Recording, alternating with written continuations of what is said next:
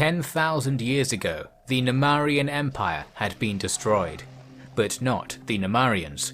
These old fellows of the Imitharans were still drifting among the stars in the time of the Sustainability Initiative. It was they who had surprised Admiral Quinn with their battle fleet, and once communications were established, they gave terse apologies, and a correction. That was not their battle fleet, it was their home. They were nomadic, in pursuit of sustenance in the void. They reacted fiercely to a proposition that they visit an SI world. They were not safe on the orbs, as they put it.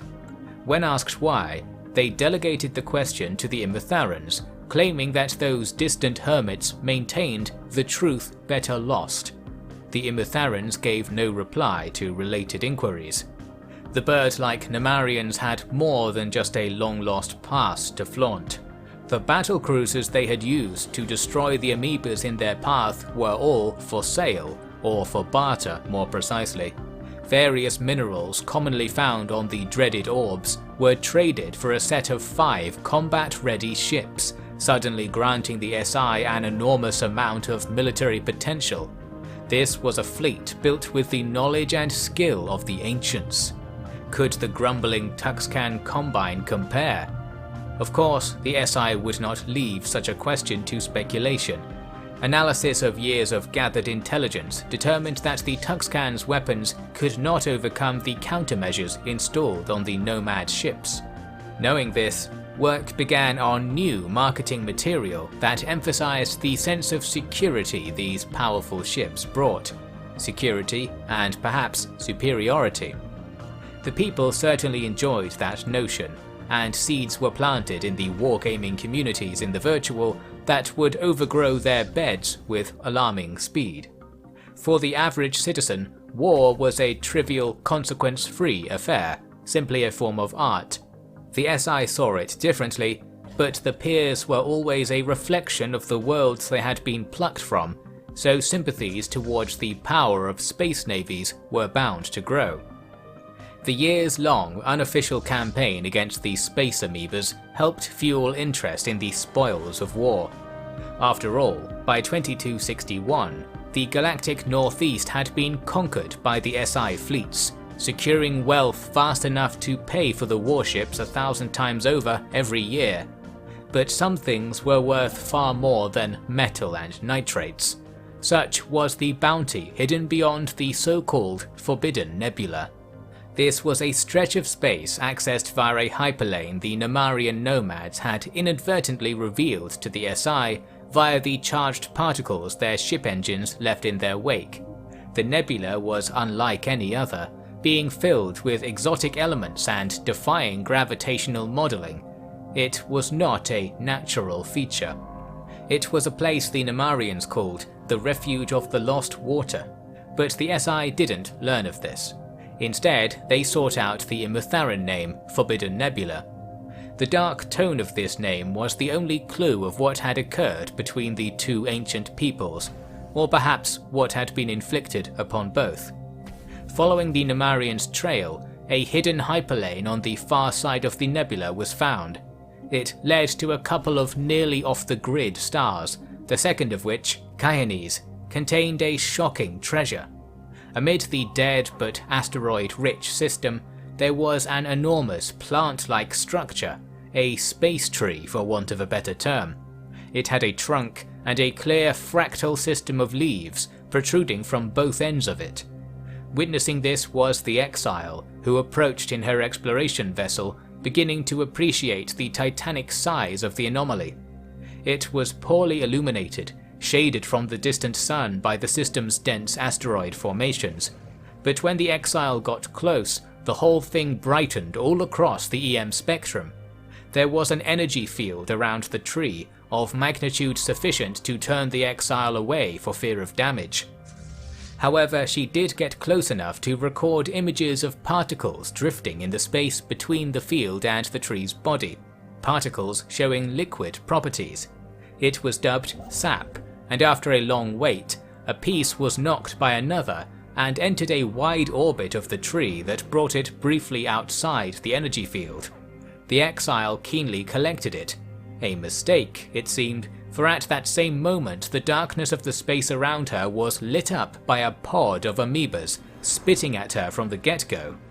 She jolted the old-fashioned lever on her outdated custom dashboard, and an emergency hyperjump took her and the sample off into the cosmos for a months-long off-map drift. Clearly, this tantalizing glimpse was not enough for either the SI or their terrestriophile followers of any species. Those amoeba were a problem, but it was the kind of problem the SI had learned how to solve.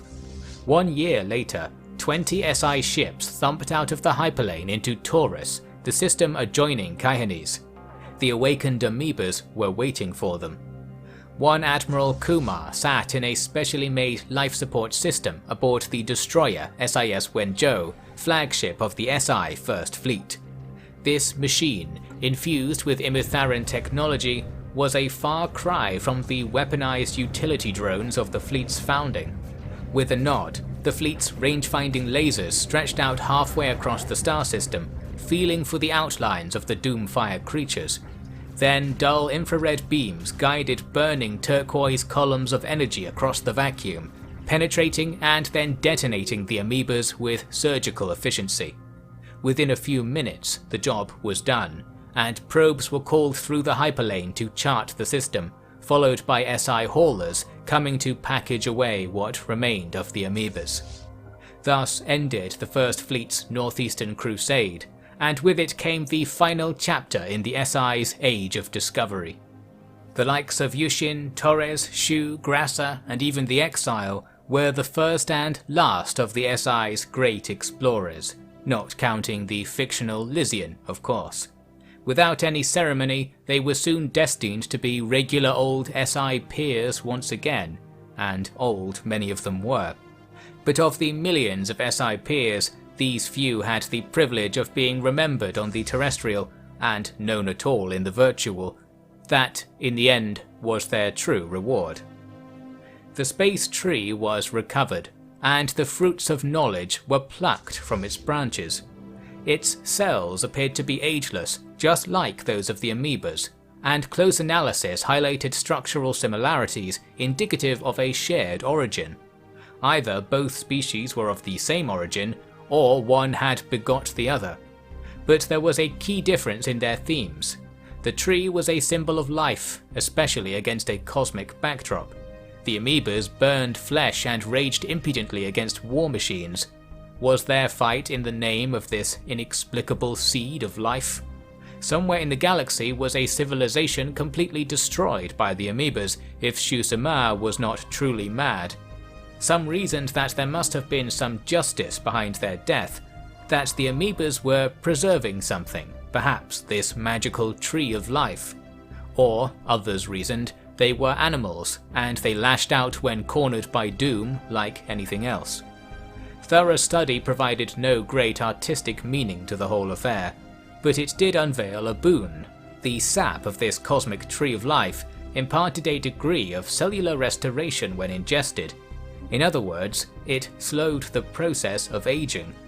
A dangerous thing for the carefully balanced economy of birth and death the SI were running, and so it was no wonder the Council of Peers shut down all mention of it. But the work had already been done, so what harm was there in farming the sap for use among the SI's foremost minds?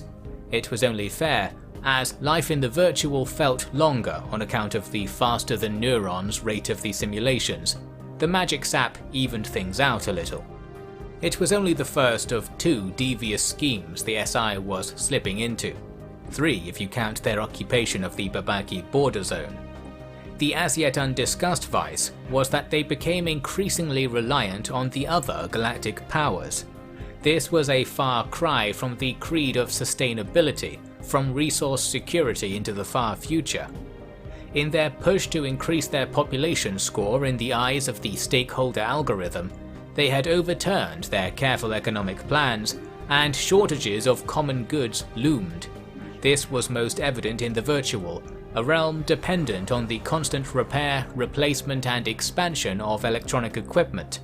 On the inside, it could be endlessly expanded to appear as sparsely populated as one cared for. but every pocket universe needed storage glass and circuits.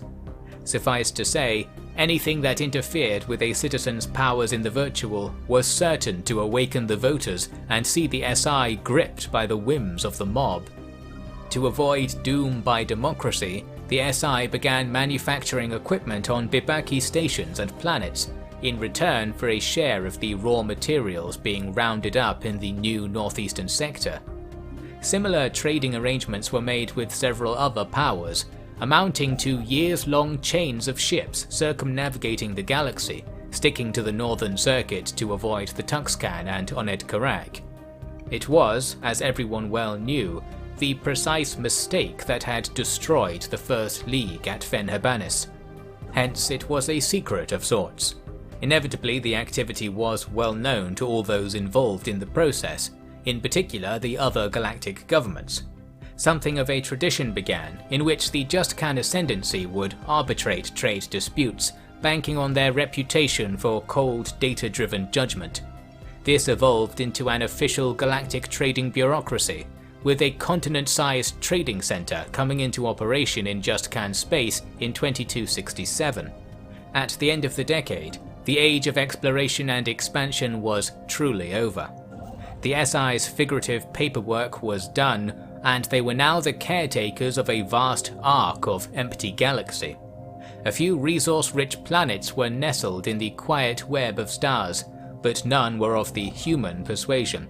They had non-humans at their disposal, of course, with Bibaki, Justcan and Erasians becoming common installments in both SI teams and the communities down in the syndicates. By then, the humans had realized that their masters were beginning to tend the needs of non-humans. It was not difficult for a movement of human identitarianism to build among the terrestophiles. This, notably, was not so much the case in the virtual, where the average citizen's appearance was already non-human, simply by the nature of how virtual culture had evolved with increasing divergence from the terrestrials. The SI marketeers pushed the discourse elsewhere with a focus on goals. By joining the SI, these wild aliens were still adopting the creed of sustainability forever, however diluted that creed had become among those who penned it. The dialectic was not to be between xenophobe and xenophile, but futurists and hedonists.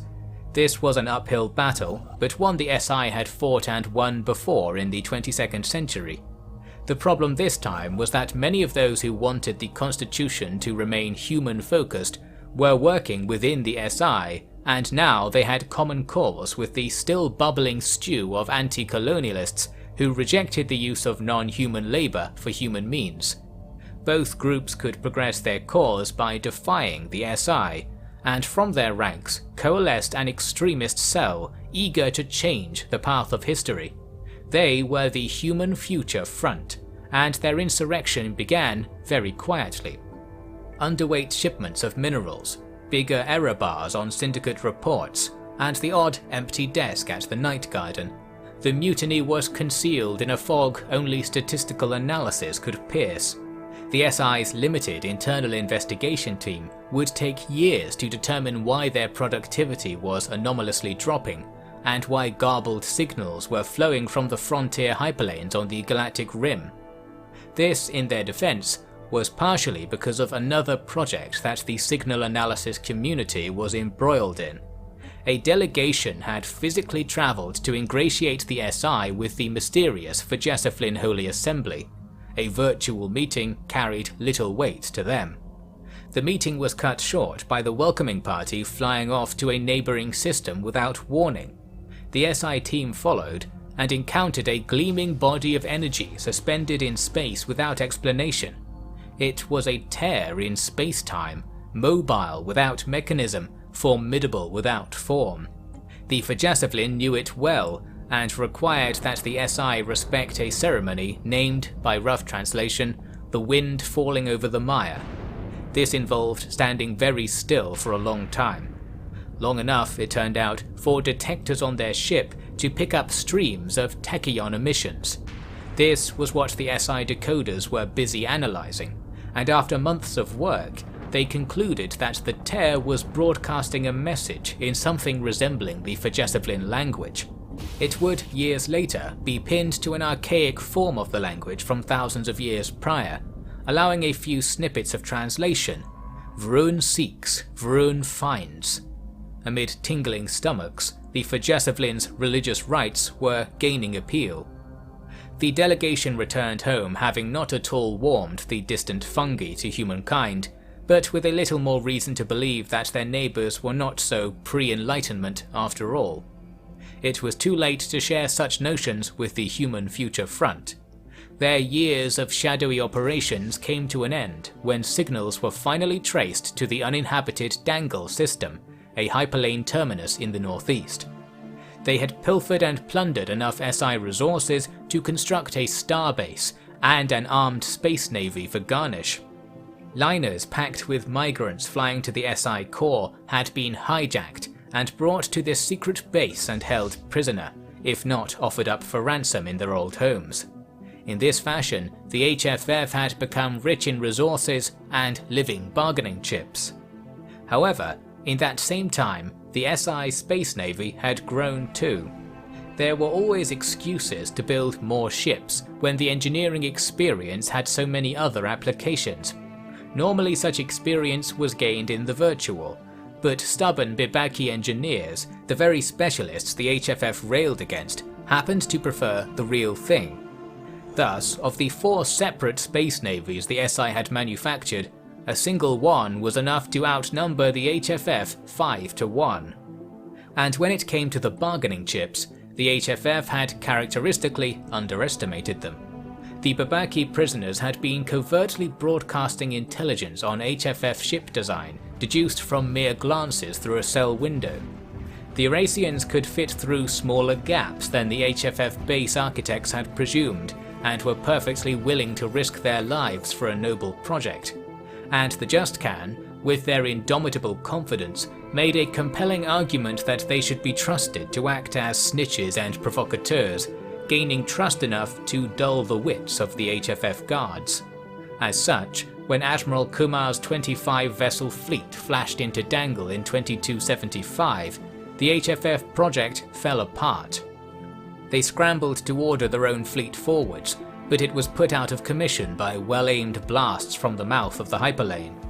Desperate, they prepared to execute their prisoners and flee the base, but the prisoners were gone.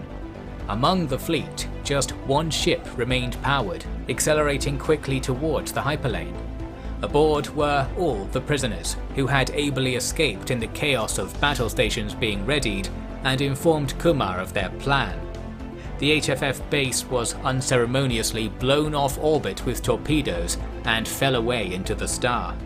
The HFF insurrection was over, and all terrestrials were made to accept the gunboat diplomacy of the Council of Peers.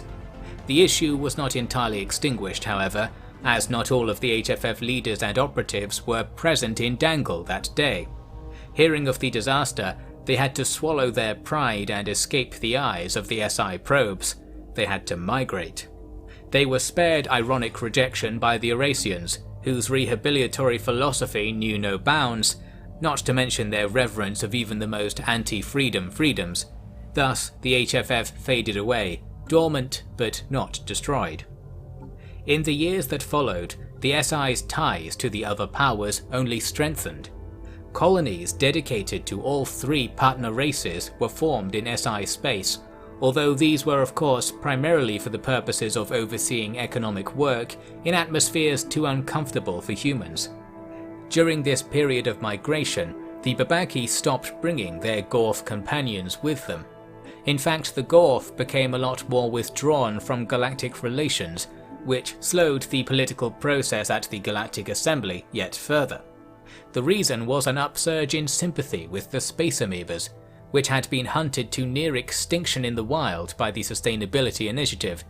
The SI kept samples and a few juvenile examples for scientific purposes, but they were far from free range. In the late 2270s, the SI had been working with the Bibaki to clear out amoeba infestations, or simply populations if you prefer the Gorf view of things.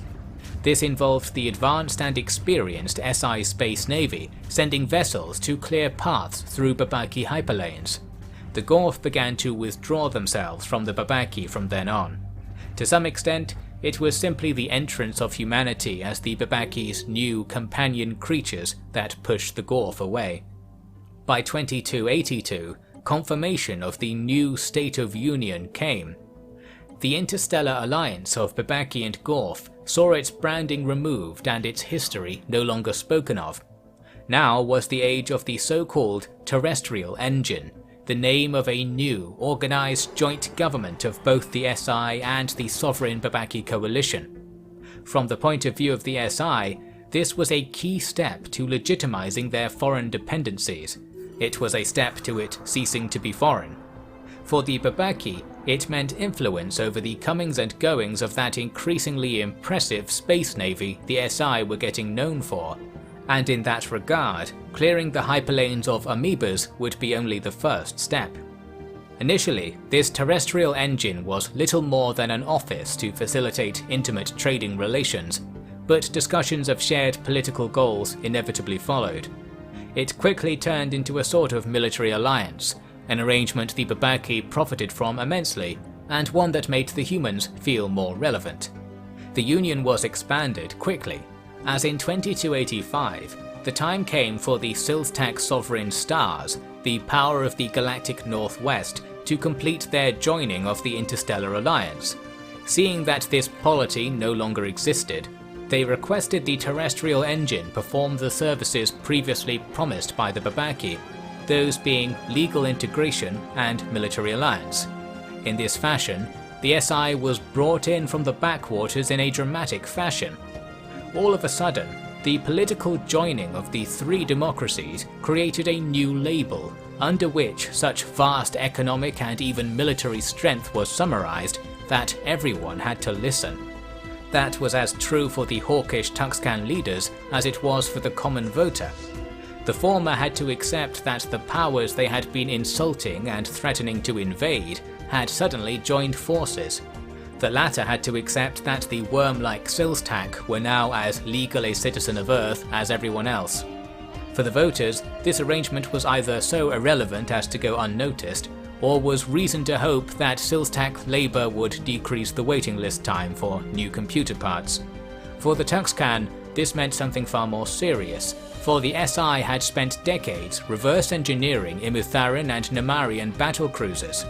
These scientific experiments were fully operational, and now that the Babaki and Silstak had a say in what was to be done with them, the chances of them being scrapped to make solar farms for Earth were scant. These long-time players of the great game had finally queened a pawn, and it was time to put that to good use. Babakis and humans, the sister species, the travellers and the children, as the shut-in ancient civilizations dismissively called them, they were more similar than the SI had so far appreciated. There had been a tendency to idolize the Babaki, for in all their intellect they appeared benevolent, but such was their strategy. In fact, they were as willing to change their face as any human, and a change came about rapidly in 2285 upon the formation of the terrestrial engine's military staff. This was a union of the SI, the Sovereign Stars, and the Sovereign Coalition. One could say it was just a union of human, Silstak and Babaki respectively, but recent decades had left species no longer so accurately arranged in their cradles. A meeting was called to discuss matters of defense, and the SI came prepared with simulations to demonstrate how the Oned Karak hive mind would run out of resources within 2 centuries, possibly causing a conflict. The Babaki had something sooner in mind. They had a detailed log of decoded Tuxcan Combine chatter. The Combine were planning to destroy star stations of the SI and Coalition in order to rapidly claim additional systems as their own. The SI peers balked at the idea.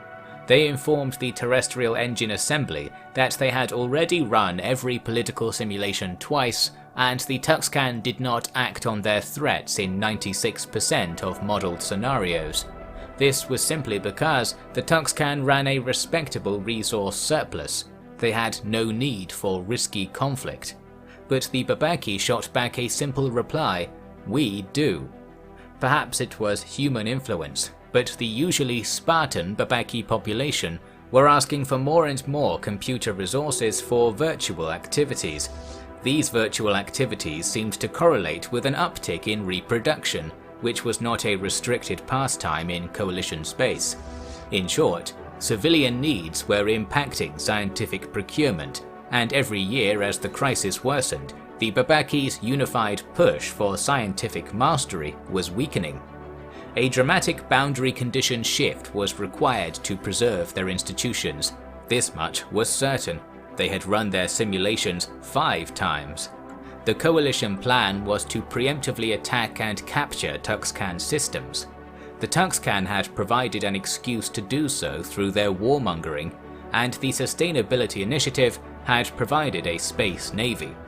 To sweeten the deal, intelligence revealed the construction of a Tuxcan battle station hidden on the SI side of the border.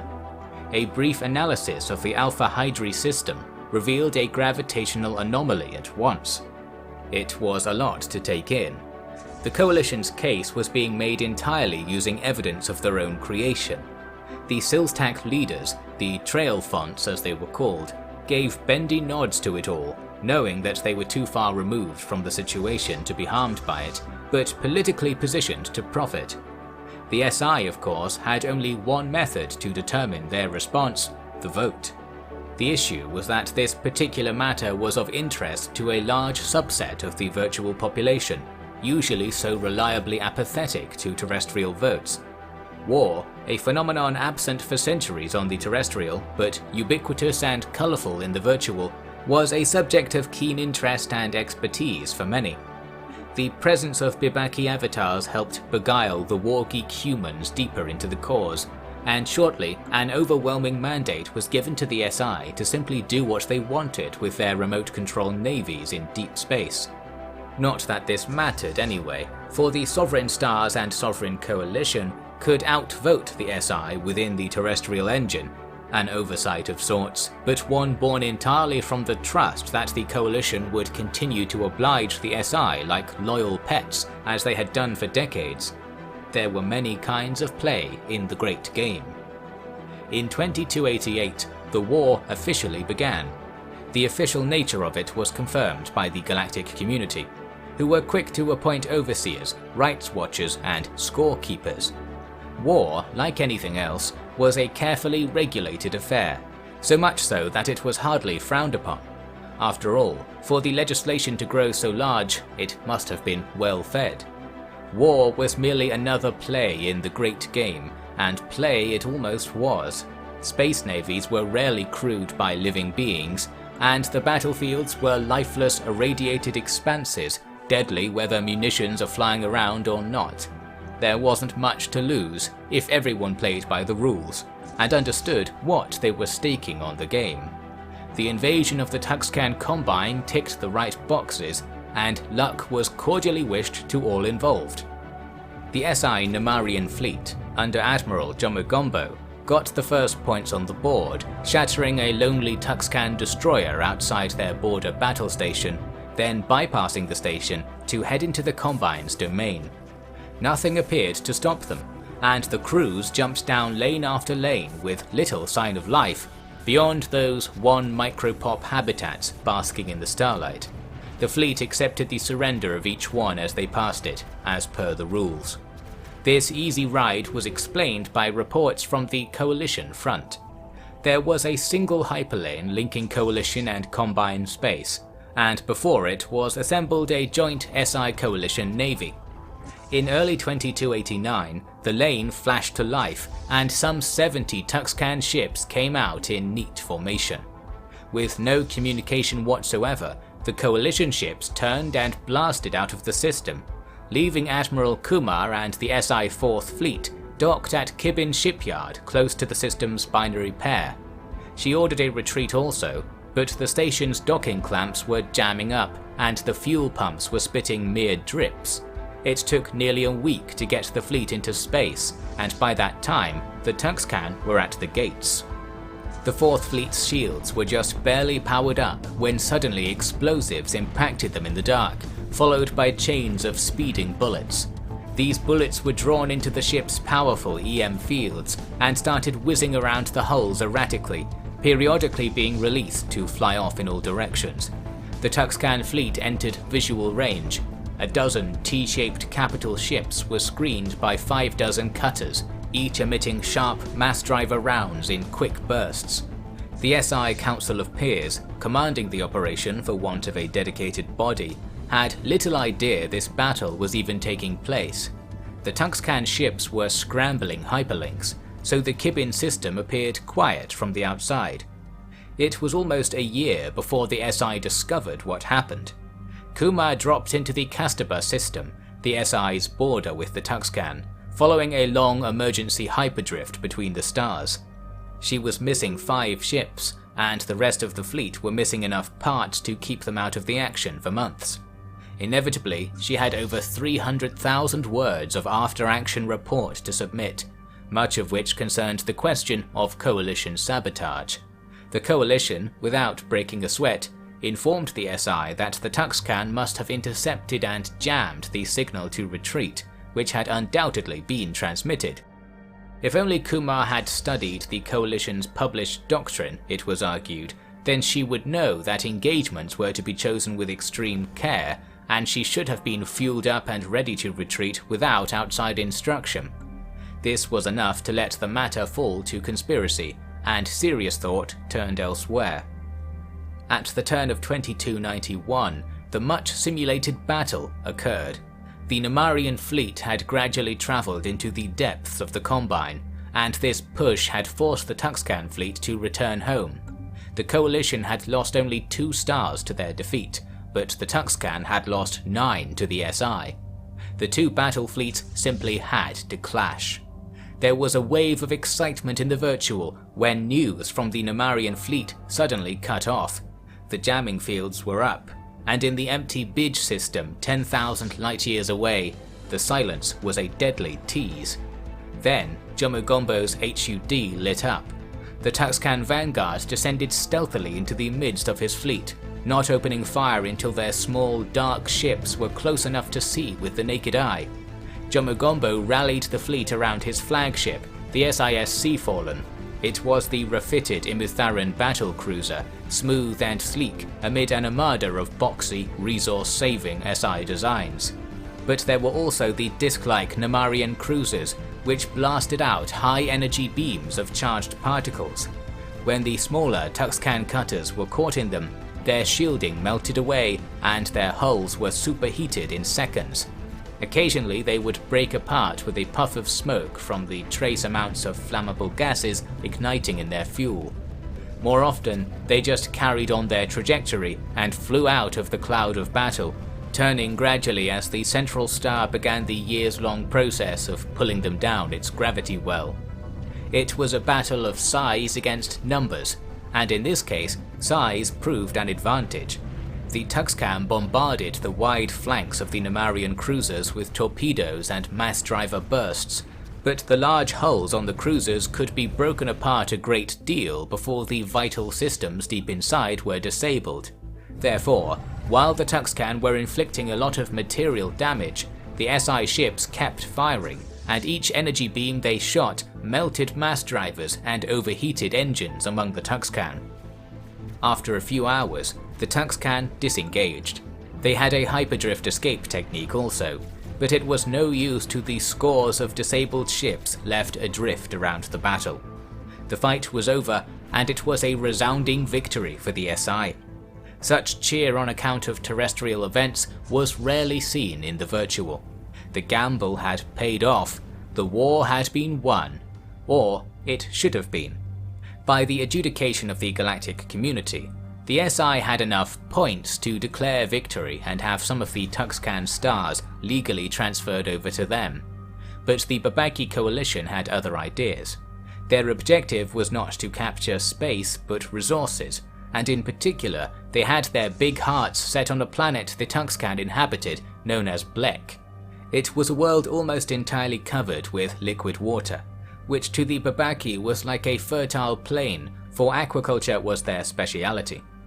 They begged the newly formed SI Military Administration Department to capture this planet, with honeyed talk of the stake algorithm power the food would afford. But they would not offer up their own resources for the job. They had none to spare, they claimed, and they were able to point out in a wry fashion that the SI, having conquered the galactic northeast, had access to plenty. The MAD had to agree, if only to save face when that matter of brazen hoarding was broached. It even gave the Council of Peers something nice to point at when it came to addressing their internal dissenters. They were doing something for another species, and not colonizing their labor at all. There were enough holes for floodgates in this argument, but it held on a simple basis. People tended not to like the Tuxcan, or whatever they heard of them at least. Ultimately, an operation to turn the planet of Blek over to the Coalition got the go-ahead, and this plan required something a little more involved than the military operations so far. Taking control of a planet demanded a certain amount of physical presence, and managing the process demanded a certain amount of brainpower and latency-free mobility. It required living soldiers. Soldiers proved easy to come by. The virtual was full of them. The SI got enough volunteers to fill 10,000 passenger liners, but only 4 could be found spare for the mission. These liners were converted into mobile barracks, packed with training computers, surveillance centers, and psychological counselors.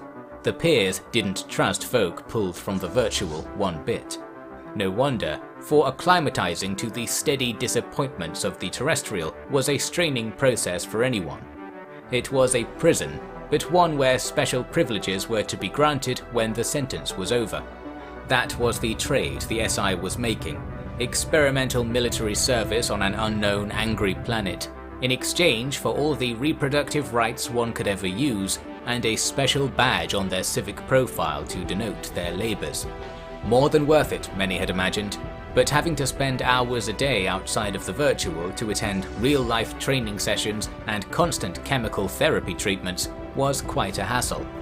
It was a year-long trip to Blek from Earth, and as it went on, those precious hours in the virtual were cut away minute by minute. It was akin to a depressurization chamber, but for the mind.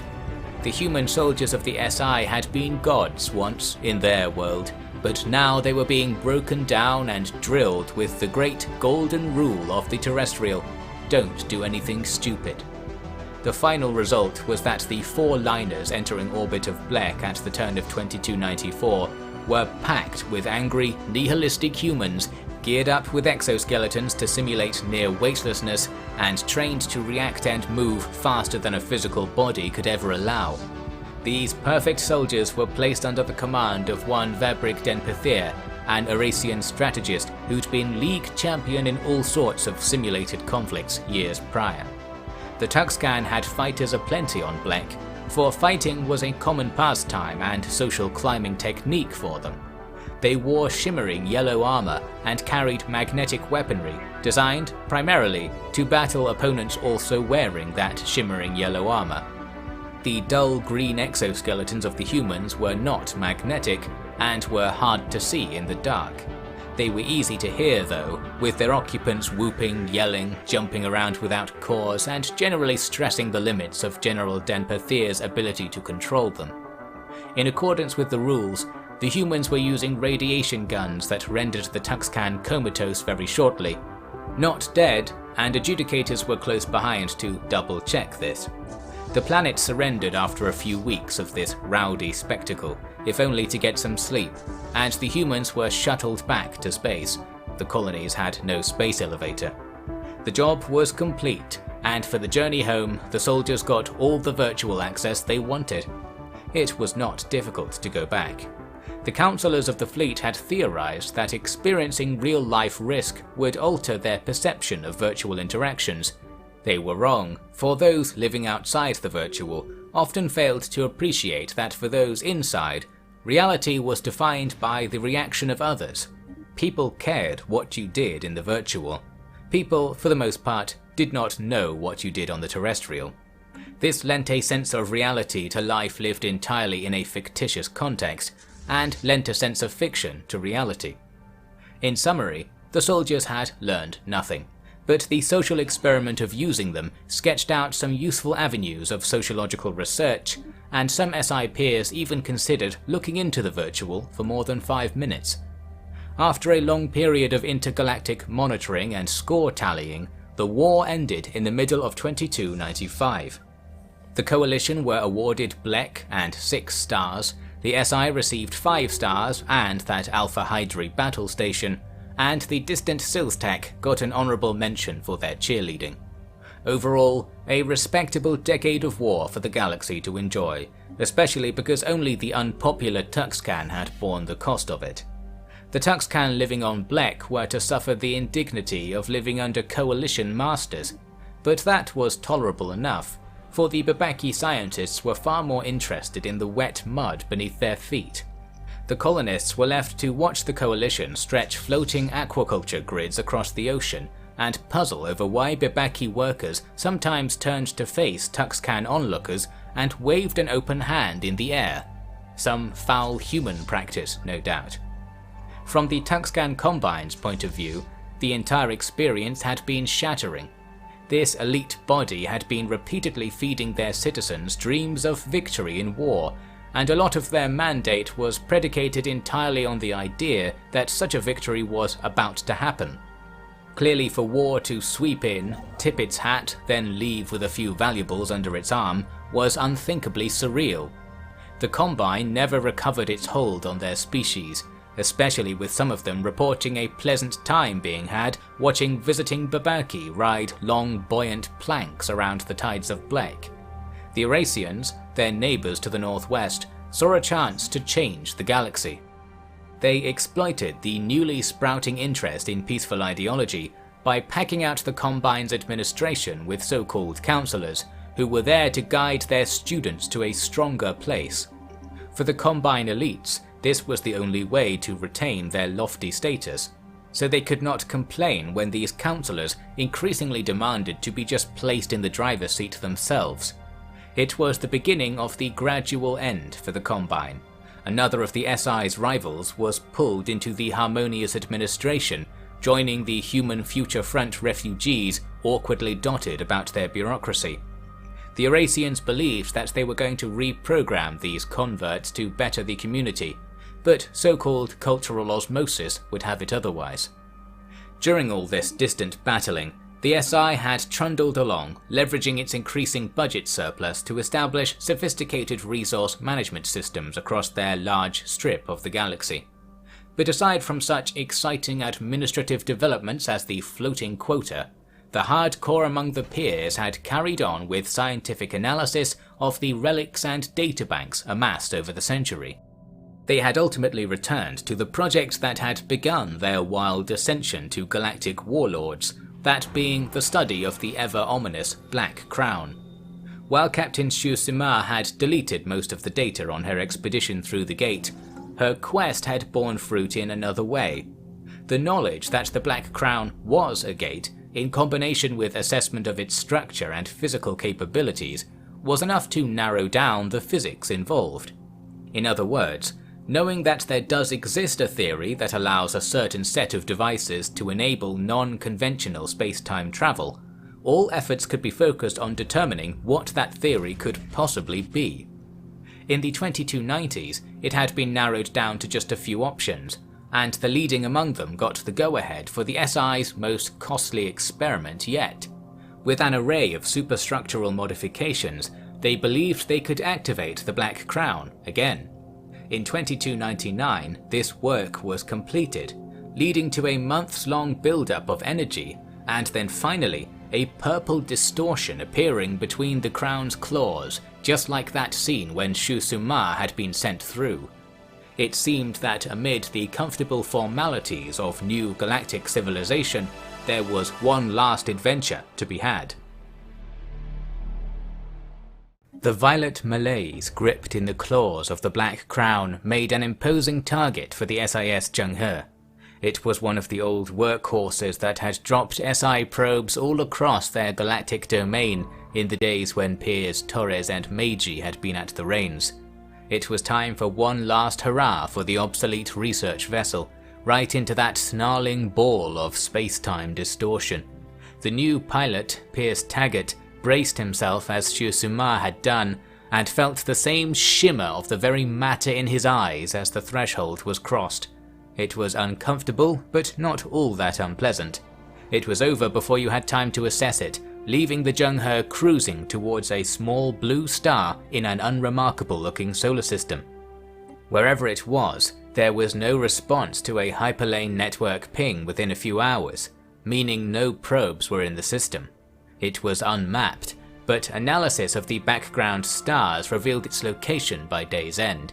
It was the star Kwanaga, according to Fujasiflin charts. It was a few jumps from the furthest extent the Holy Empire had delved, and a few jumps in the other direction from one of the only known routes into the hidden realm of the Imitharans. But the big question was the matter of Shu-Suma's reports. It wasn't even known if this was the same system she had travelled to, but there was one possible clue. Suma's destination should have a dead civilization. That's where things became strange. There was a Goldilocks planet in the system, Kwanaga 3, bristling with greenery, but nothing more exciting than that. No ruins, and no traces of the goop left behind when blue fire ate through metal. It couldn't have been the same place, but two later tracks of analysis brought the mystery circling back. Firstly, the Black Crown sent everything else launched into it to its identical twin in Kwanaga. There was a clear, inscrutable link between the two gateway megamachines. Secondly, a run-through of the limited data from Shu-Suma's ship brought up some gravitational readings from across the system. Using star data from across the galactic community, a computer model could allow determination of any system that could possibly have that exact combination of readings at any given time. It should be noted that the galactic community was not made aware of this hurried research, for reasons that will become clear. The results of the model revealed that indeed only the Kwanaga system felt the gravity of its stellar bodies and surrounding dark matter in a way that produced the recovered gravity map fragment. However, not in the year 2302, when the results were internally published. The alignment had been correct for a period of months during the year 2292 BCE, or if you tracked the model back further, once again over a billion years ago, far enough out that margin of error was all-consuming. To gather more information, an expedition was sent through the gate to Kwanaga. They happened to number about 1 micropop, and they happened to take with them a prefabricated station split into 2 segments so that it could be thrown into the Black Crown's maw. It worked so well that more were soon to follow. By 2303, the systems around Kwanaga met the standards for a galactic territorial claim. The new SI border cut the hyperlanes around Kwanaga such that all the remaining stars were connected only to them and the Imitharans. Now it was safe to announce their discovery to the galaxy. The Fujasiflin's deep space sensors had blown the lid off it months prior, but the SI took their allowed year of time to prepare a counter-argument for the community, and then unceremoniously parroted the Fujasiflin accusations in the form of an announcement.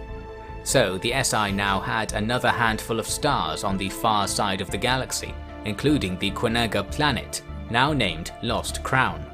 Excavations found evidence there of buried Imitharan architecture, almost identical to the known examples from the present. The Imitharans stated that they had once held many planets, but had kindly turfed them over for others to use now. To the question of whether they had built upon the ruins of a dead world, or what they knew about this apparently ancient apocalypse, they replied that it was insolent to want to know. Below Lost Crown's Imitharan ruins was artificial bedrock, lain with magnetic fields that still faintly flowed from within the stone. It was very possible that what Shu-Suma had truly glimpsed was planetary redevelopment. Were the amoebas in the pocket of the horse-faced Imitharans? They had no advocates in the virtual to defend them from this conspiracy, but the SI remained stoically in the "it's impossible to determine" camp, as was proper. And it was good that the conspiracists had something to chew on, because it caused them to miss one of the oldest conspiracies in the book. The SI had started putting something in the water. This subtle nutritional program had stemmed from the influx of biological academia from other species, in particular the analysis of their genetics or equivalent systems of blueprinting. Xenobiology was a field in its infancy, but even its early discoveries could be put to use. Specifically, it was discovered that a propensity to savor things could be activated in the human genome, which would in turn allow the body to release positive chemical feedback in response to slow, complete use of materials. In other words, humans could be made a little less wasteful from the inside. Obviously, this was a boon to the budgets of any SI department, and as such the Council of Peers approved experimental supplements in the water supply. The researchers didn't call them supplements, but what they really were, a virus. A virus that infected cells and altered their genetic code. Then, once the next generation of cells spread through the body, the human was a little more manageable, and none the wiser.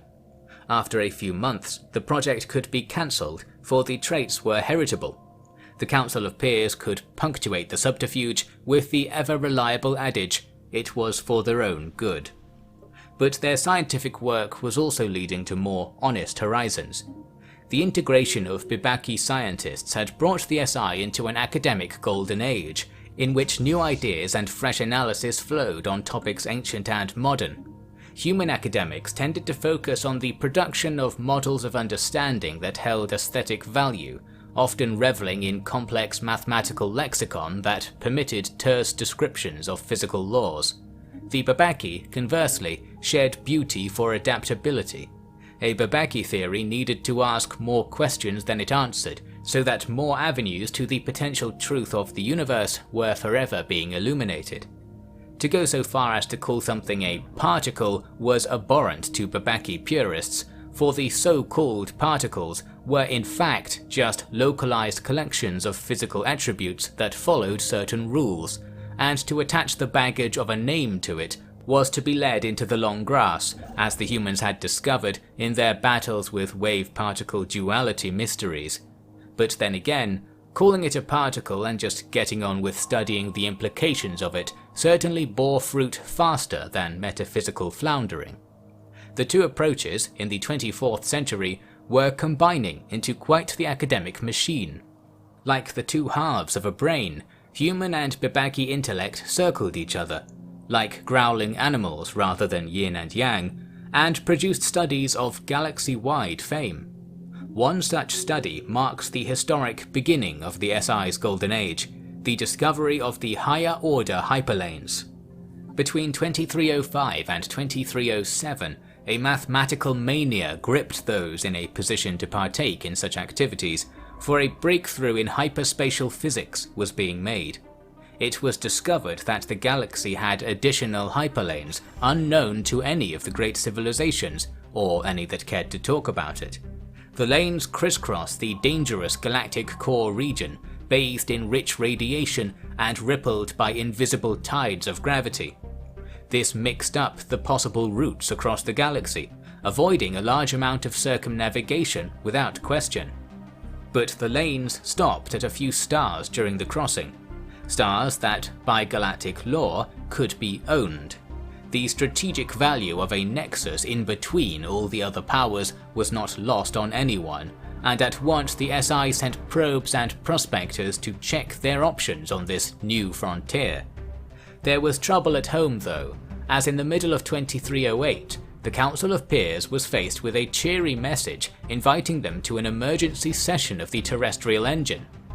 There they found that the Sovereign Stars and Sovereign Coalition were at that very moment voting on a motion to seize Union of Gorphis systems in the Coalition sphere.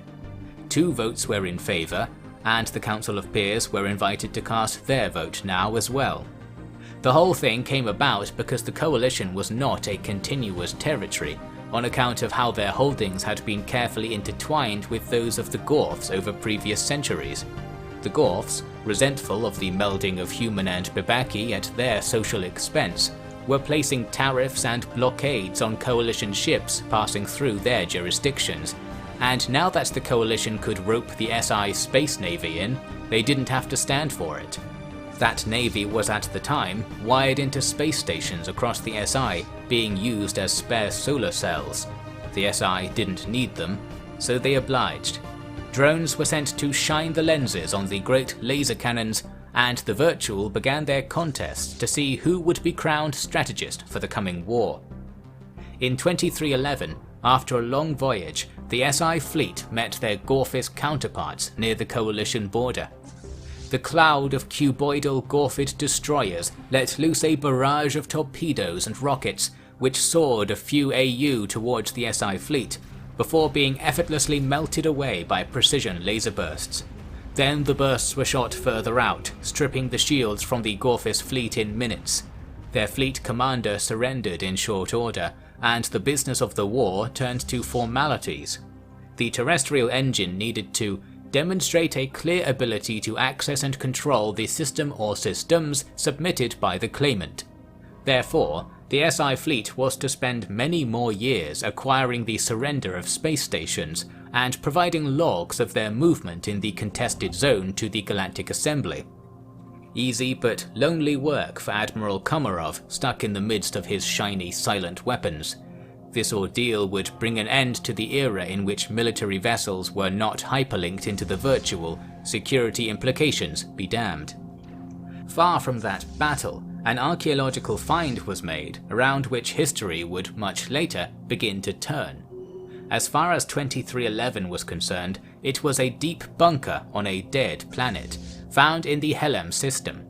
This was just one hyperlane from the galactic core, in the messy web of lanes being crisscrossed by exploration vessels from all corners. But the SI's Pier Fabrini had gone further than a flyby, and personally entered an unusual rock formation to discover this bunker. It was a chamber of simple stone, with shelves knocked along its half-mile perimeter. The chamber's main space was empty, but the ground was covered in scars and traces of paint. Something had been taken away. If this was before or after the creation of the shelves was unknown. The significance of the shelves was of course their contents. Tens of thousands of identical black cubes with a crystalline ring to them. It was storage glass. Fabrini led the efforts to determine how the data was arranged in these cubes, and thus decode them. At first they appeared to contain maps, each completely unique and so densely detailed as to be impossible to navigate by. Useless. But then, as a Babaki work group was quick to point out, they were in fact not maps, but mere collections of nodal and internodal data arranged in a specific and reproducible format. Not a map at all. They were ultimately schematics of a mind. A neural map, as the SI defiantly titled them. These were no modern minds, matching not the nervous or neural systems in use by the living. This was a picture of the dead, and an implicit request that they be resurrected as shown in the data. While creating new brains from scratch wasn't out of the question, wiring it up with the level of detail required to recreate whoever the beings in the neural maps were was impossible. But after the SI went through the whole collection and made copies, the long shot of the deceased species got a little shorter. And for the SI, the notion and practice of neural mapping was a door to many new places indeed. 2313 unveiled another inspirational relic that would fuel the SI Golden Age in the nearer future. The Delphine system, beyond the border of the Babaki coalition, was artificial. It was a possession of the Union of Gorfis, as far as galactic law was concerned, but while the Coalition-Union war was active, the SI could seize and inspect it as they wished. The system's star was ordinary enough, but that was all. All stellar bodies were missing, in favour of an enormous ring marking out an entire orbit just inside the liquid water zone. The ring was 100 kilometers thick and several thousand high, which made its internal surface area equivalent to 1,000 planets at least. It was a wonder of the precursors, the 300 million year old champions of the galaxy.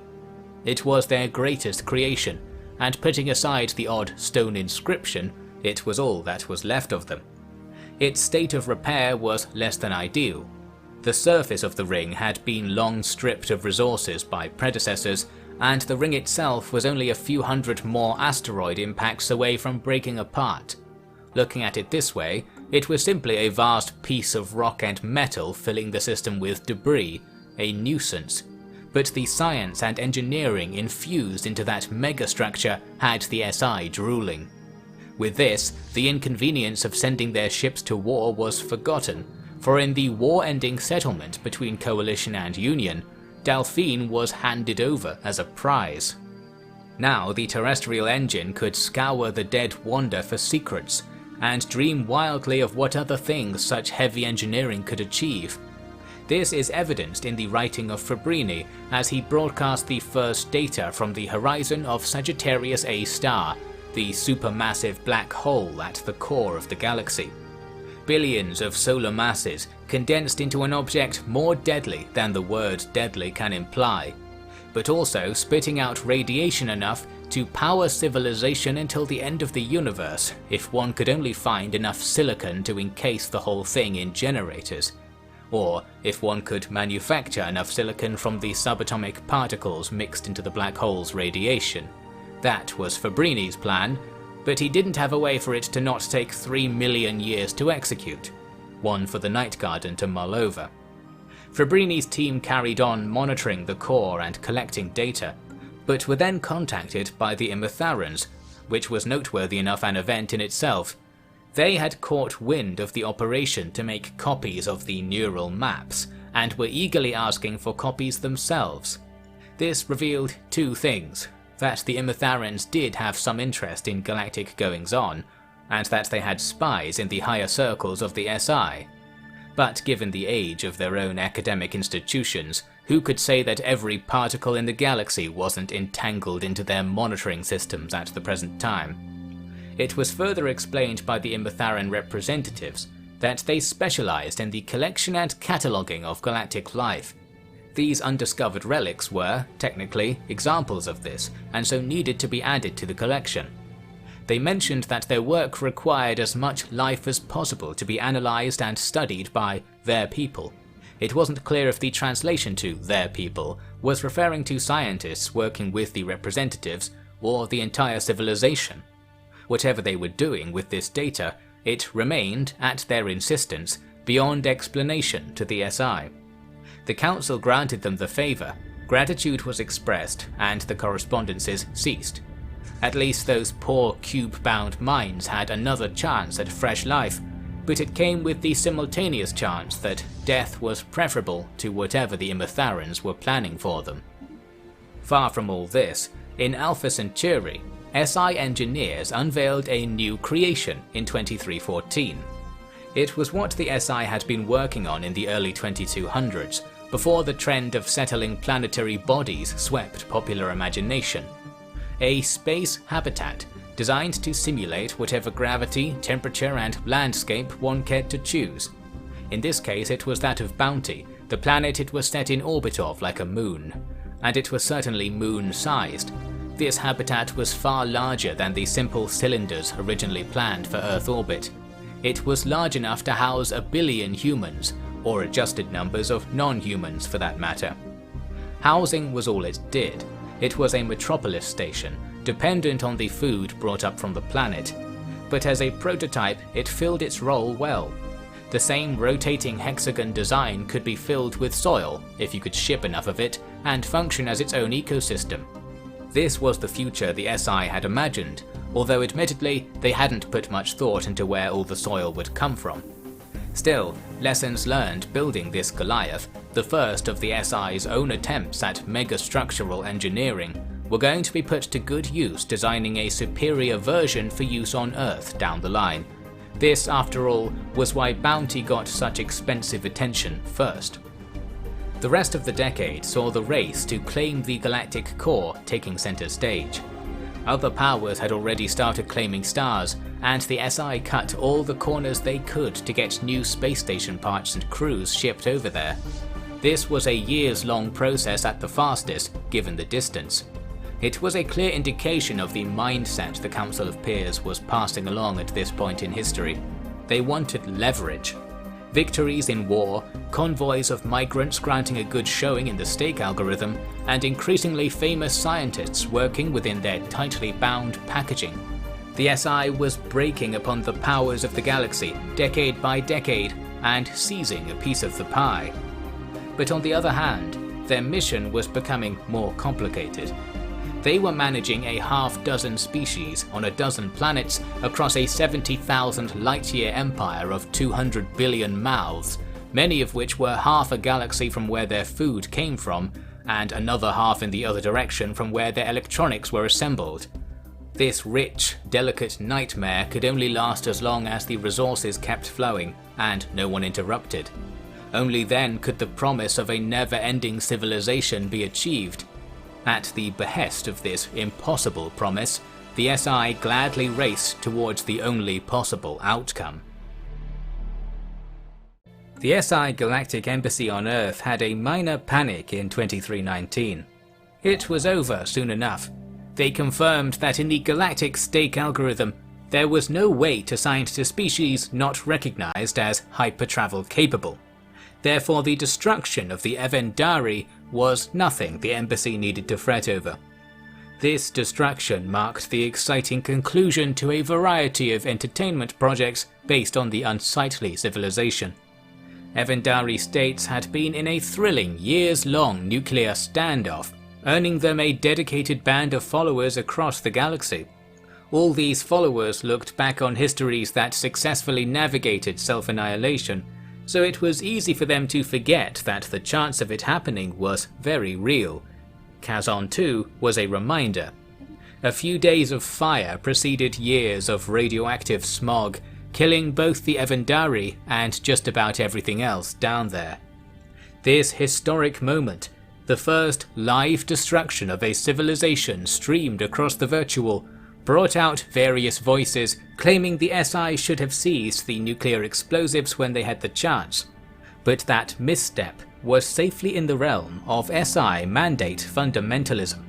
Intervening in the progress of unaware species was to subvert their will, and so breach the right to public ownership of power enshrined in the Constitution. And now they were dead. This was the same political force shipping SI employees to live in the galactic core and take control of the higher order hyperlanes. And it was the same political force that brought about the important work the Earth Embassy could not spare a moment away from. They had inherited the task previously carried out by the Night Garden, managing the Oned Karak hive mind. The hive had been successfully convinced that the state of the galaxy, as it was around 2320, was roughly similar to how it had been 200 years prior, before a foolish Ultur explorer crashed a hyperlane-capable ship into the hive's planet, Ir-Lauman. But they remained a ticking time bomb.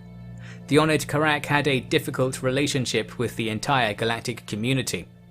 The entity minds and the hive mind just didn't think alike, suffice to say. However, both minds needed fuel, and when it came to the control of natural resources, Hive and Individual could agree that they wanted it. Since the Oned Karak were simply incapable of giving other lifeforms similar standing to their own, it was an inevitability that they would stir up trouble. Fortunately for the galaxy, the hive mind worked slowly.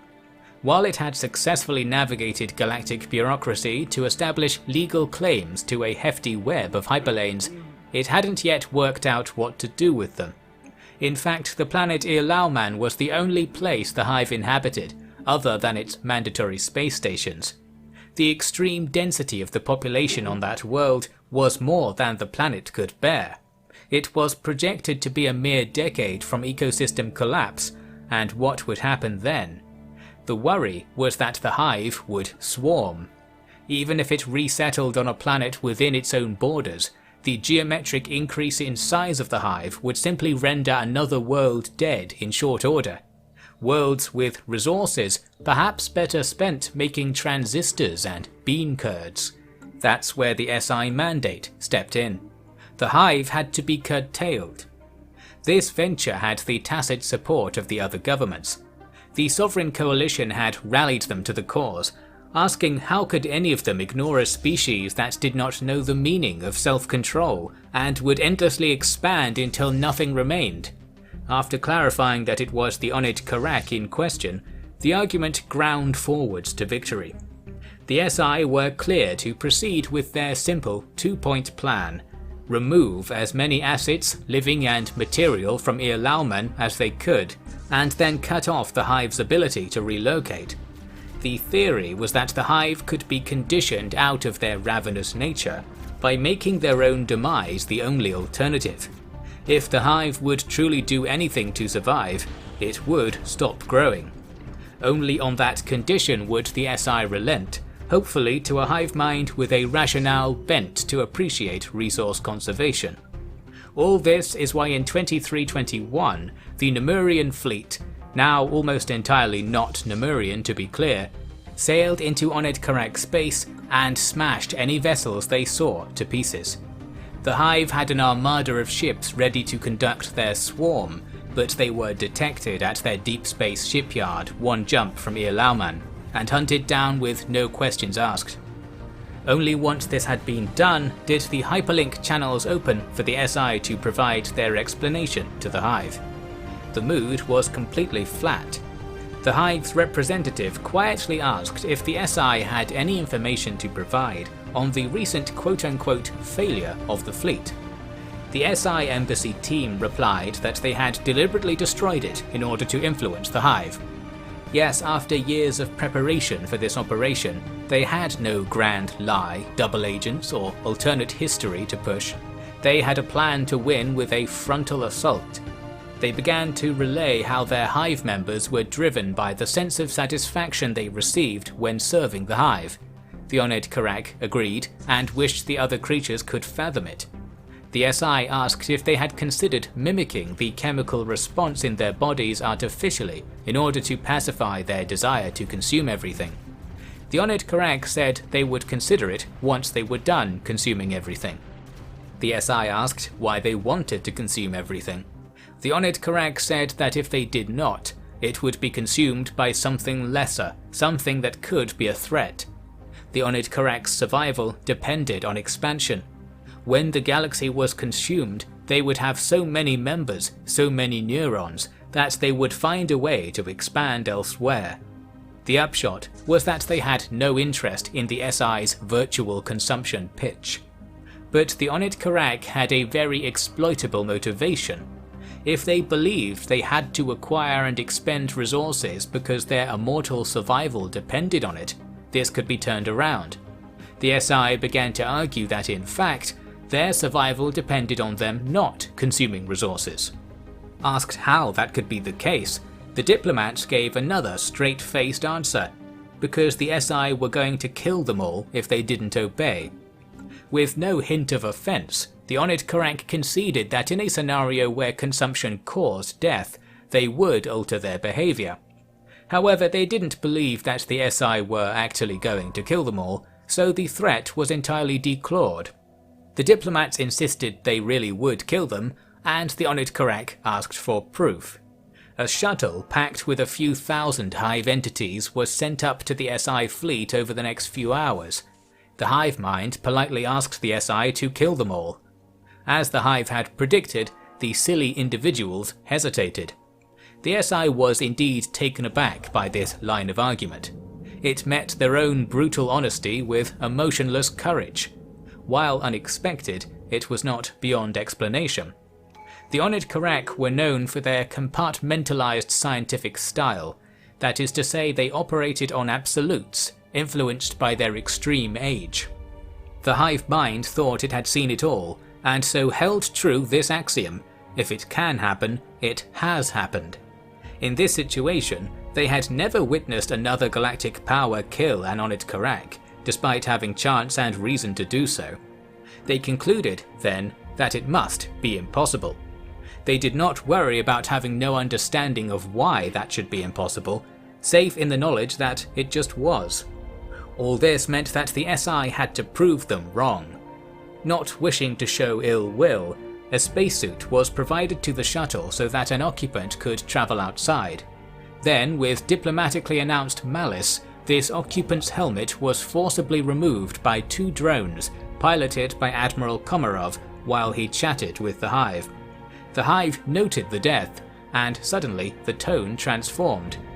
Belief that the SI were not psychologically capable of killing was a dam holding back the knowledge that they were technologically extremely capable. The embassy reiterated their argument: "We will kill you all if you don't follow our orders.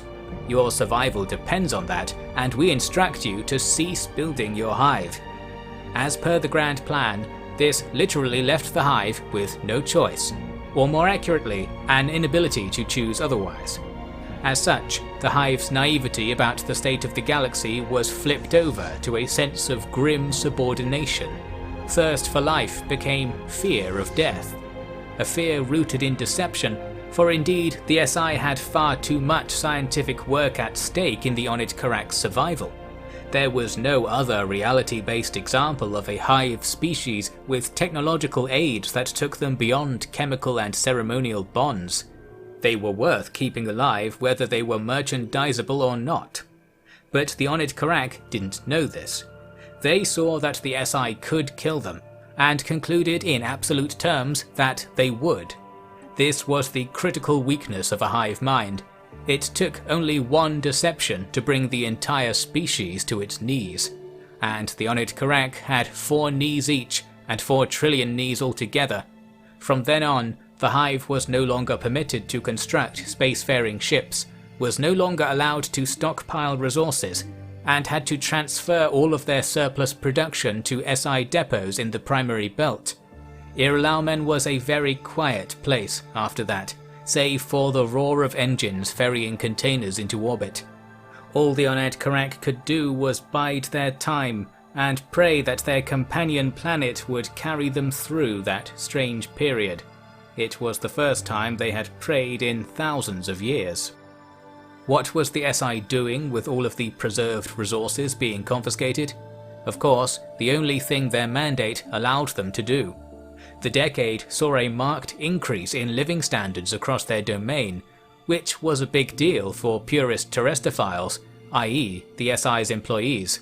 It helped everyone though, as even if you were only out of the virtual for a couple of hours on shift mending a power mesh, it was nice to do it while drinking the finest Silstak belly-up rum. It all hit different on the terrestrial. This increase in the abundance of just about everything wasn't universally felt though, because still most of what the SI manufactured was aimed specifically at humans. From clothing to keypads, many things about life in the SI were rather makeshift and clunky for the differently bodied. This was a leading factor in the election of the first non-human leader of the Council of Peers, one Barim Den Harik, an elderly Arasian explorer. After decades of migration in all directions, even the highest strata of galactic societies were mixing.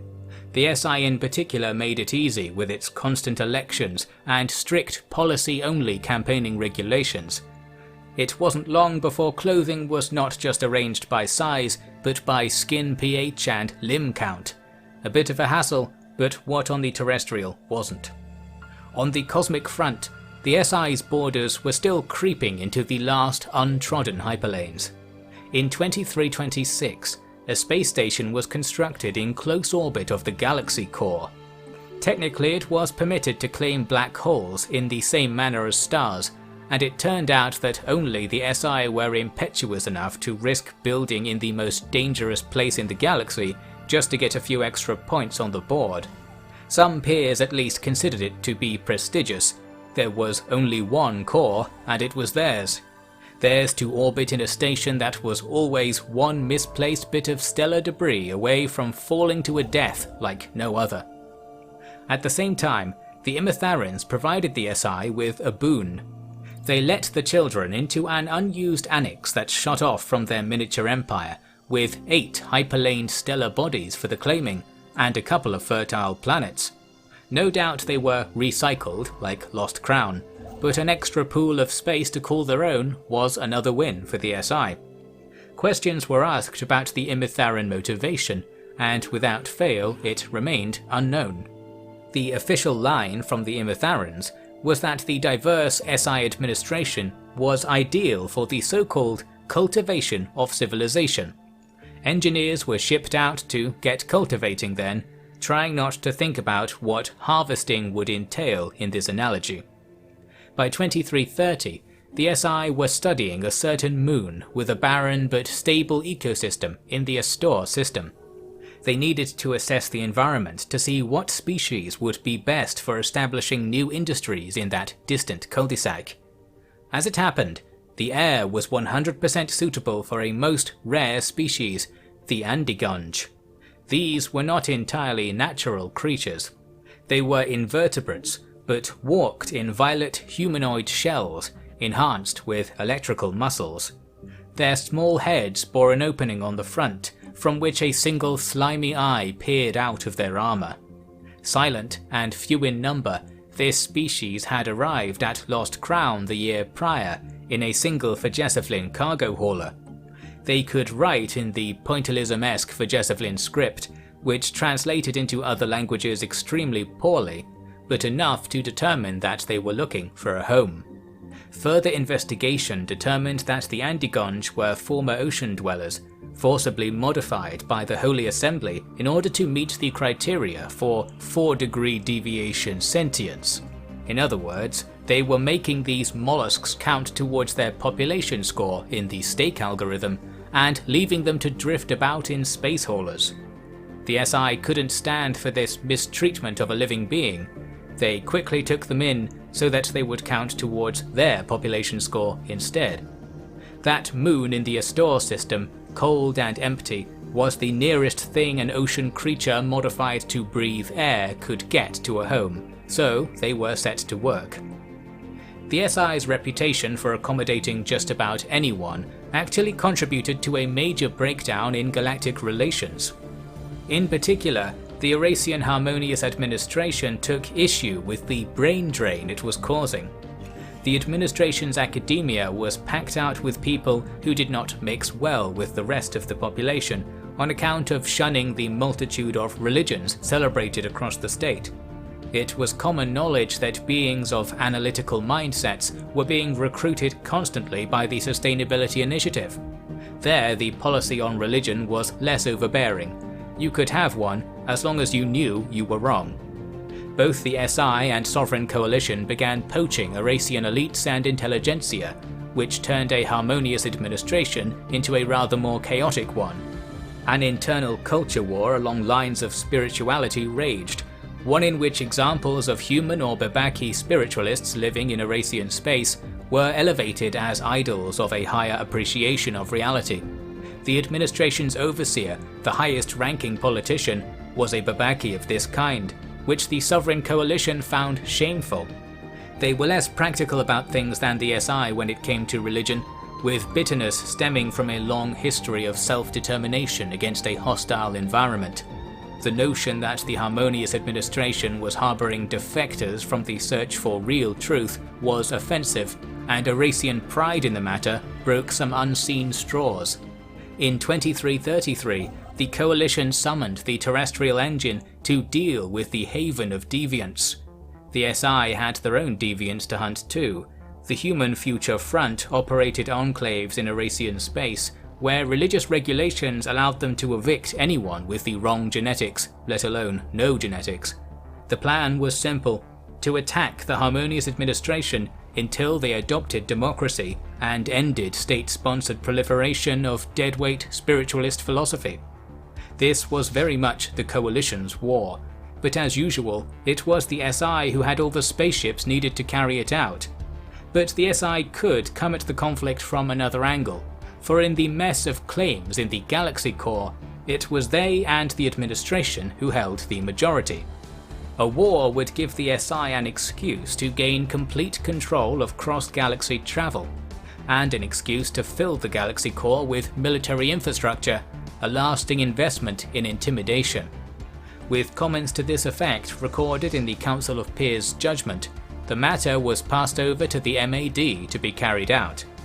The crusade to the administration's capital would be a long one.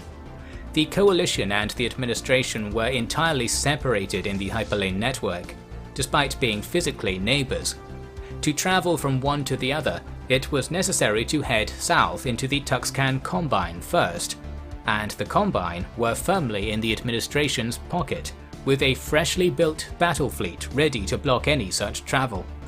They may have felt confident, but in 2334, the SI Space Navy ploughed into them with a cacophony of particle beams and EM-neutralized hydrogen torpedoes.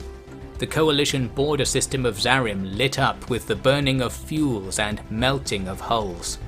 The Tuxcan ships might have been newer, but that aforementioned brain drain had left the SI in command of the best space engineers in the galaxy. Plus, the unlimited well of military experience flowing from the Virtual meant that when the time came, the ship's handlers knew what they were doing. In a campaign lasting just a few days, the Tuxcan Navy was cut apart, and the administration's shield was in splinters. It took 3 years for the fleet to fly deep into administration space, and nothing was done to alter their course on the way.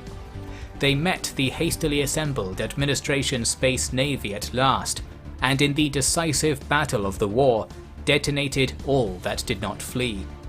SI designs were simply too sophisticated for the traditionally pacifist administration to resist, and the SI's capacity to manufacture large-scale weaponry was overwhelming. Just a few years into the war, the SI had enough state-of-the-art battleships to occupy the entirety of the Tuxcan Combine and the Harmonious Administration. Doing so would take many years more, but was inevitable. Now the scientific ascendancy of the SI was impossible to deny. Nor was it at all concealed how dangerous the philosophy of attempting to guarantee future existence was.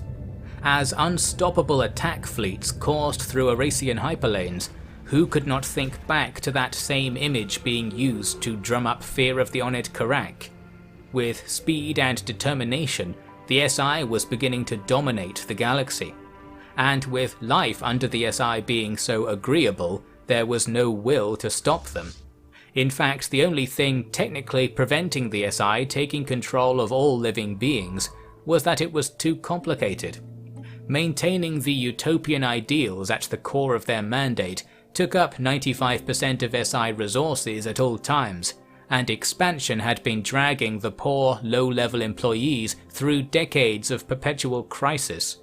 But now that immigration was slowing down, star systems were claimed, and the stake algorithm sufficiently fed, the winds could finally relent. The SI had built a vast empire, and now had to do something with it.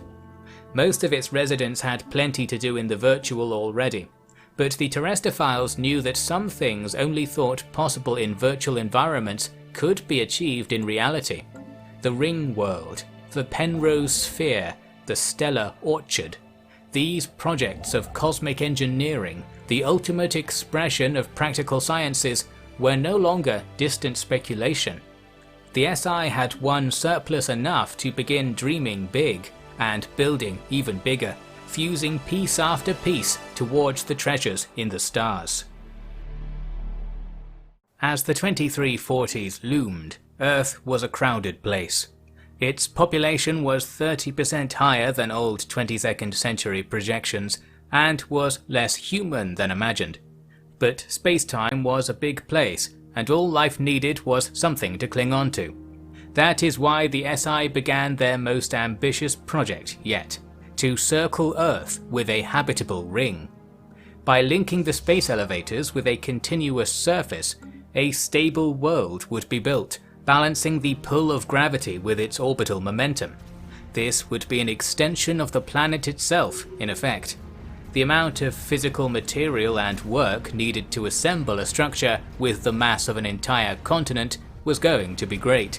But it was, like the quest to the galaxy core, a prestige project worth pursuing, even if just shipping Earthlings to colonies or space habitats would do just fine.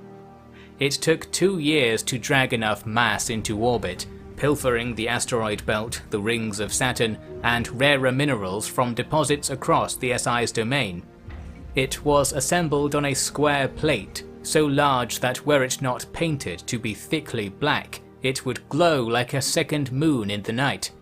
Then the grueling task of ringing the planet began. A single misplaced machine arm and a payload would drift out of orbit and into the cosmos. Fleets of drones were continually wrangling loose parts, tools, and crawler machines. For the few Earthlings watching the skies, the band of stars covered up in the night stretched out year by year. The surface being produced would be metropolitan primarily, the prestige option. Grids of skyscrapers reaching up to scrape Earth's sky from the other side was a vote-winning concept. That raised the matter of food production, and while some food could be output on the reverse side of the ring, it was nowhere near enough. Earth's 22 billion mouths were voracious enough as it was, so using the space elevators as a supply chain was hazardous. But there was, in a way, a vast amount of fertile ground in the solar system as yet unplanted. Far out, in the storms of the gas giant Jupiter, the cloyed winds carried everything you needed to synthesize a rich plant food. Building in those conditions was out of the question, but of course, high above the hurricanes was the peace of outer space. With a ring around Jupiter, harvesting equipment could be lowered into the maelstrom. All manner of crops could be grown on the ring, or even directly on hanging cables battered by the fertile winds. It was a grand idea, and probably not the best one, but all the same, orders for more mass to be towed to Sol were dispatched, and the many asteroids of the Trinary Alpha Centauri system became prime hunting. The very beginnings of the Sol system's 2 upcoming planetary rings would be a surprise for the legions of returning soldiers over the coming year. It was 2345, and the Sovereign Coalition's rationality crusade had been won. Those SI soldiers had been the boots on the ground, making a nuisance of themselves on every Eurasian planet. Those planets, usually quiet even in the busiest centers, had been the scenes of many a grand jape for the reality warriors, who made up for the lack of actual fighting with new sports made possible by the speed and strength of their combat exoskeletons. Many a magneto ball crashed through glass, and the thing about the terrestrial was you couldn't reverse physics to undo such mistakes. A bother. It didn't make the best case for adopting the tenets of democracy and secularism that the unstoppable invaders were selling, but no case needed to be made, as those warriors were only there to ensure that no other options were on the table. Eventually, the Harmonious administration could take no more. They were made to legislate on a new constitution, in which privately funded democratic elections were mandatory and state support for religions was forbidden. This wasn't precisely the ideal of rational democracy previously advertised, but the Sovereign Coalition wasn't too interested in the details. Their own elections were only democratic in name, due to restrictions on who could make it to the ballot, and there was no reason to believe that forcing the administration to pursue scientific frontiers would lead them anywhere the terrestrial engine had not trod.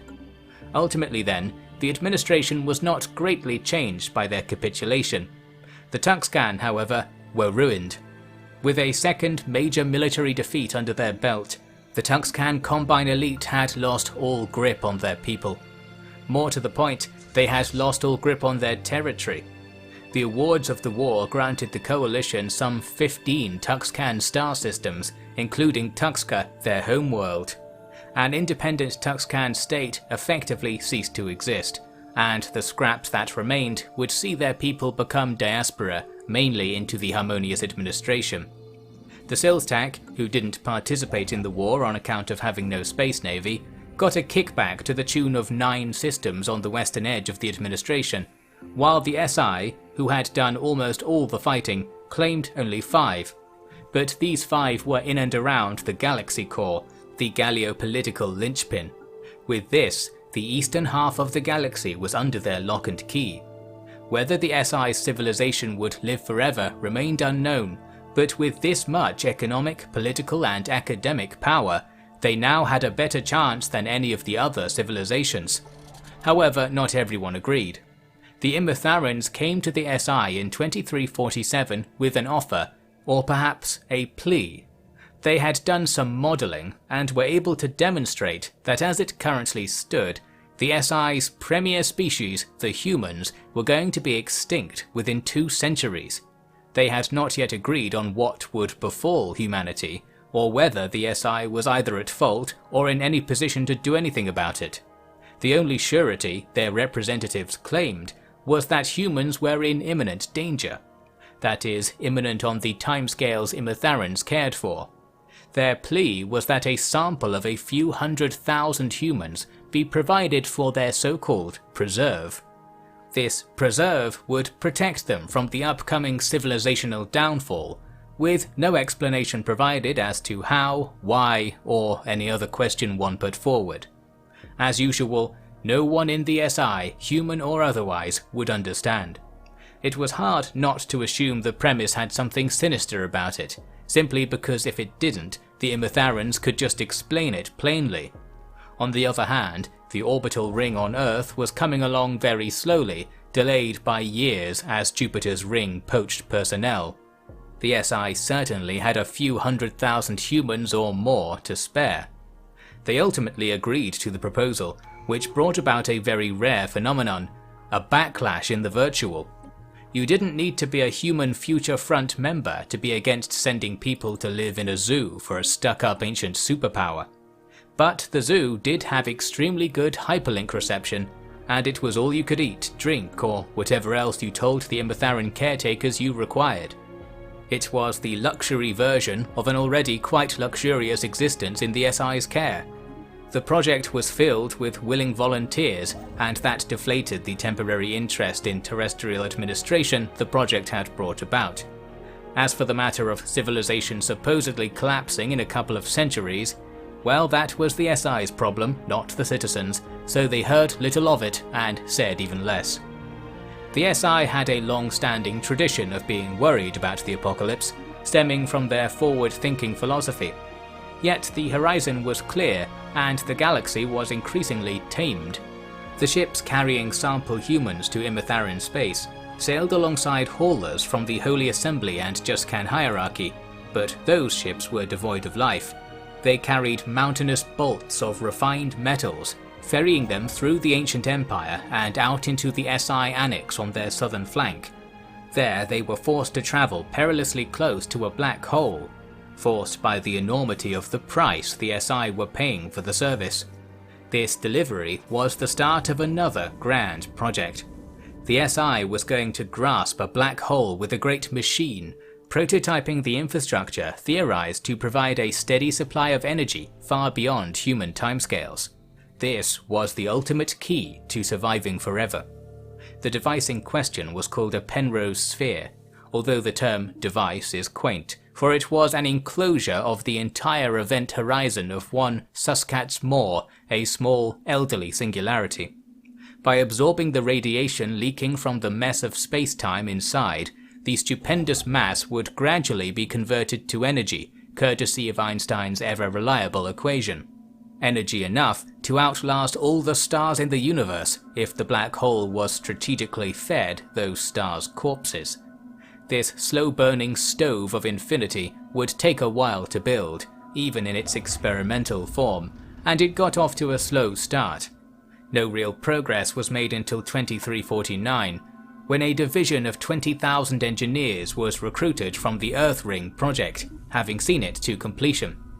The ring hung in orbit, appearing like a dense band of stars in the night sky, and occasionally manifesting as a dark, blurry streak in the day. Its surface accounted for around 1/3 of the planet's habitable zone. While it was not especially wide, it achieved this metric through its crafted ecosystem, which required very little dedicated space to maintain. This wizardry was known as arcology, the designed merger of natural and artificial. It was what the SI would have done to Earth if the ecosystem wasn't already in such peril by the time they gained power. Earth then was full of reserves, inhabitable zones, and old-fashioned outdoor farms, putting the squeeze on the sentient population. Now they could be squeezed all the way up the elevators and out onto the bounteous, empty cities of the orbital ring. Not quite as cushy as an Imitharan holding cell, but it's all the same in the virtual, of course. Now with years of experience, the SI engineering departments were getting very good at assembling structures in space. Didn't need foundations, didn't have to worry about local regulations, and the only natural disasters to worry about were ones so deadly that you couldn't do anything about them anyway. Once you got past managing heat and radiation, building big was just a matter of finding stuff to build with. This was the SI budgetary department's problem, and a problem it was. In this era of heavy construction, they were running a deficit. But by selling the collected Evandari saga with alien localizations and much more, they eventually budgeted for the pestering request of the SI's theoretical physics lobby.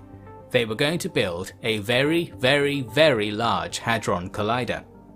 After 200 years of dreaming, a so-called stellar accelerator was finally possible.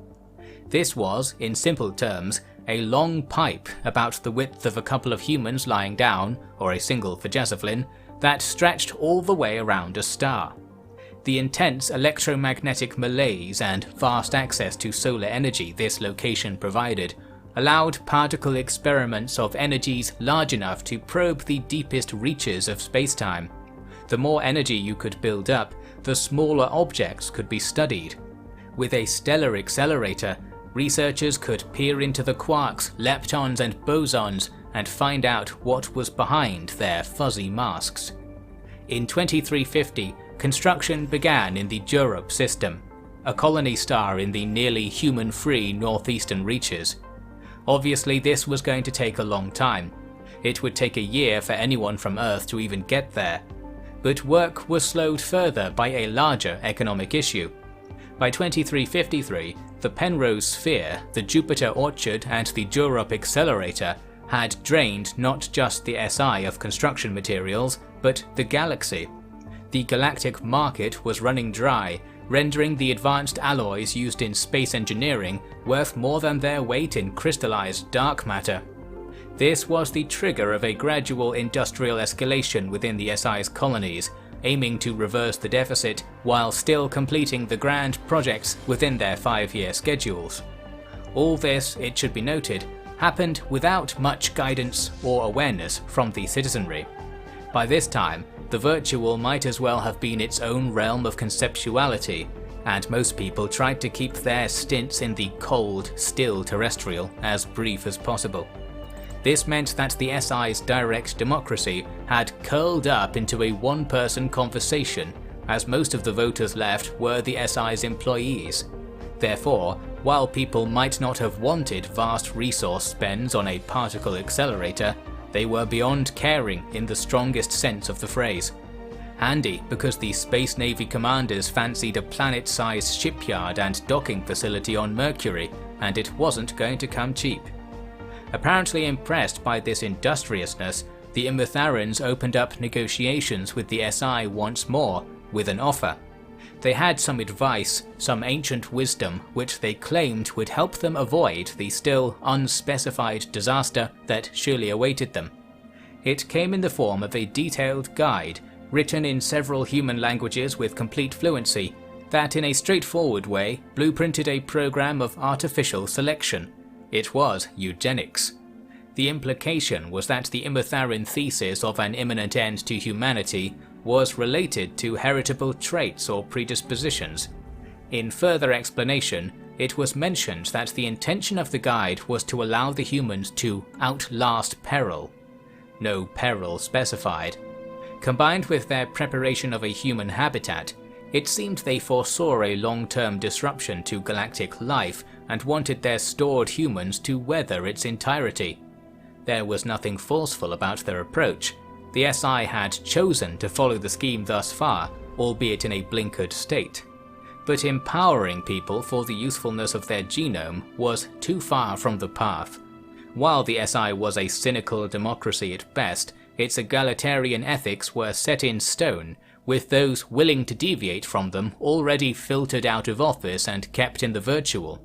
So, whether the Imitharons were being kind or not, little came of this gift. Surely they noted this and adjusted their plans accordingly. 2358 was a notable year, filled with activity across all SI departments. the MAD were off to war again, serving the terrestrial engine with loyalty fueled by the relevance it let them feel. This time the Coalition were invading the Gorf Assembly of Stars, formerly the Union of Gorfis, after a decade of foul overtures and rotten trade deals. Bebeki patience had run out before Gorf negotiators finished their introductions, and the decision was made to seize planets and satisfy long-standing debts. The MAD were the repo team. But as the Harmonious Administration were military allies of the Assembly, the SI could subtly push the last of them out of the Galaxy Core along the way. Again, their submission to the Coalition's increasingly brazen whims wasn't without reward. The fleet sailed out to go look menacing until matters calmed down. Meanwhile, the scientific wings of the SI were radiant in the aftermath of their achievements. The Stellar Accelerator was ready for action, as was a huge scaffold that crept all the way around Suskat's Moor.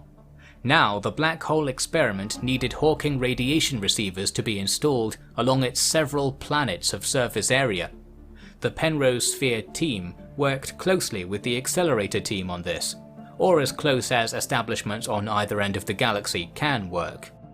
Developing technology to turn fizzling black holes into usable electricity was the ultimate key to survival, and the two Goliath institutions represented the foremost efforts in theoretical and practical experimentation. Whatever the lost precursors had missed, the SI would find, and 300 million years in the future, their captive stars would serve them still. Such was the poetry the Council of Peers laid upon their juniors. The real message was understood clearly. We'll show those morons in the virtual that our time out here meant something more. The separation of the people from their caretakers was a glacial process, slow and unstoppable. In the middle of the 24th century, terrestrial humans were as alien to the virtual as the actual aliens.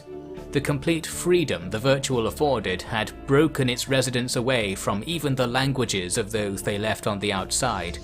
Worlds, universes, rooted in abstraction, slow in time, buzzed away behind the transparent cases of computers. To enter was to learn to control a new body and mind, where something as basic as looking to your left and right was an odyssey into a pool of information streams in which the notion of turning your head or moving your eyes was a brutish act of ludotry. You could spend an hour trying to master it, and when you lost all sense of conception and desired to come back to old reality to give your neck a good old-fashioned turn, you'd find that mere minutes had passed outside. The virtual was like an escaping balloon. First you lost your grip on it, then your sight of it, then your memory of it.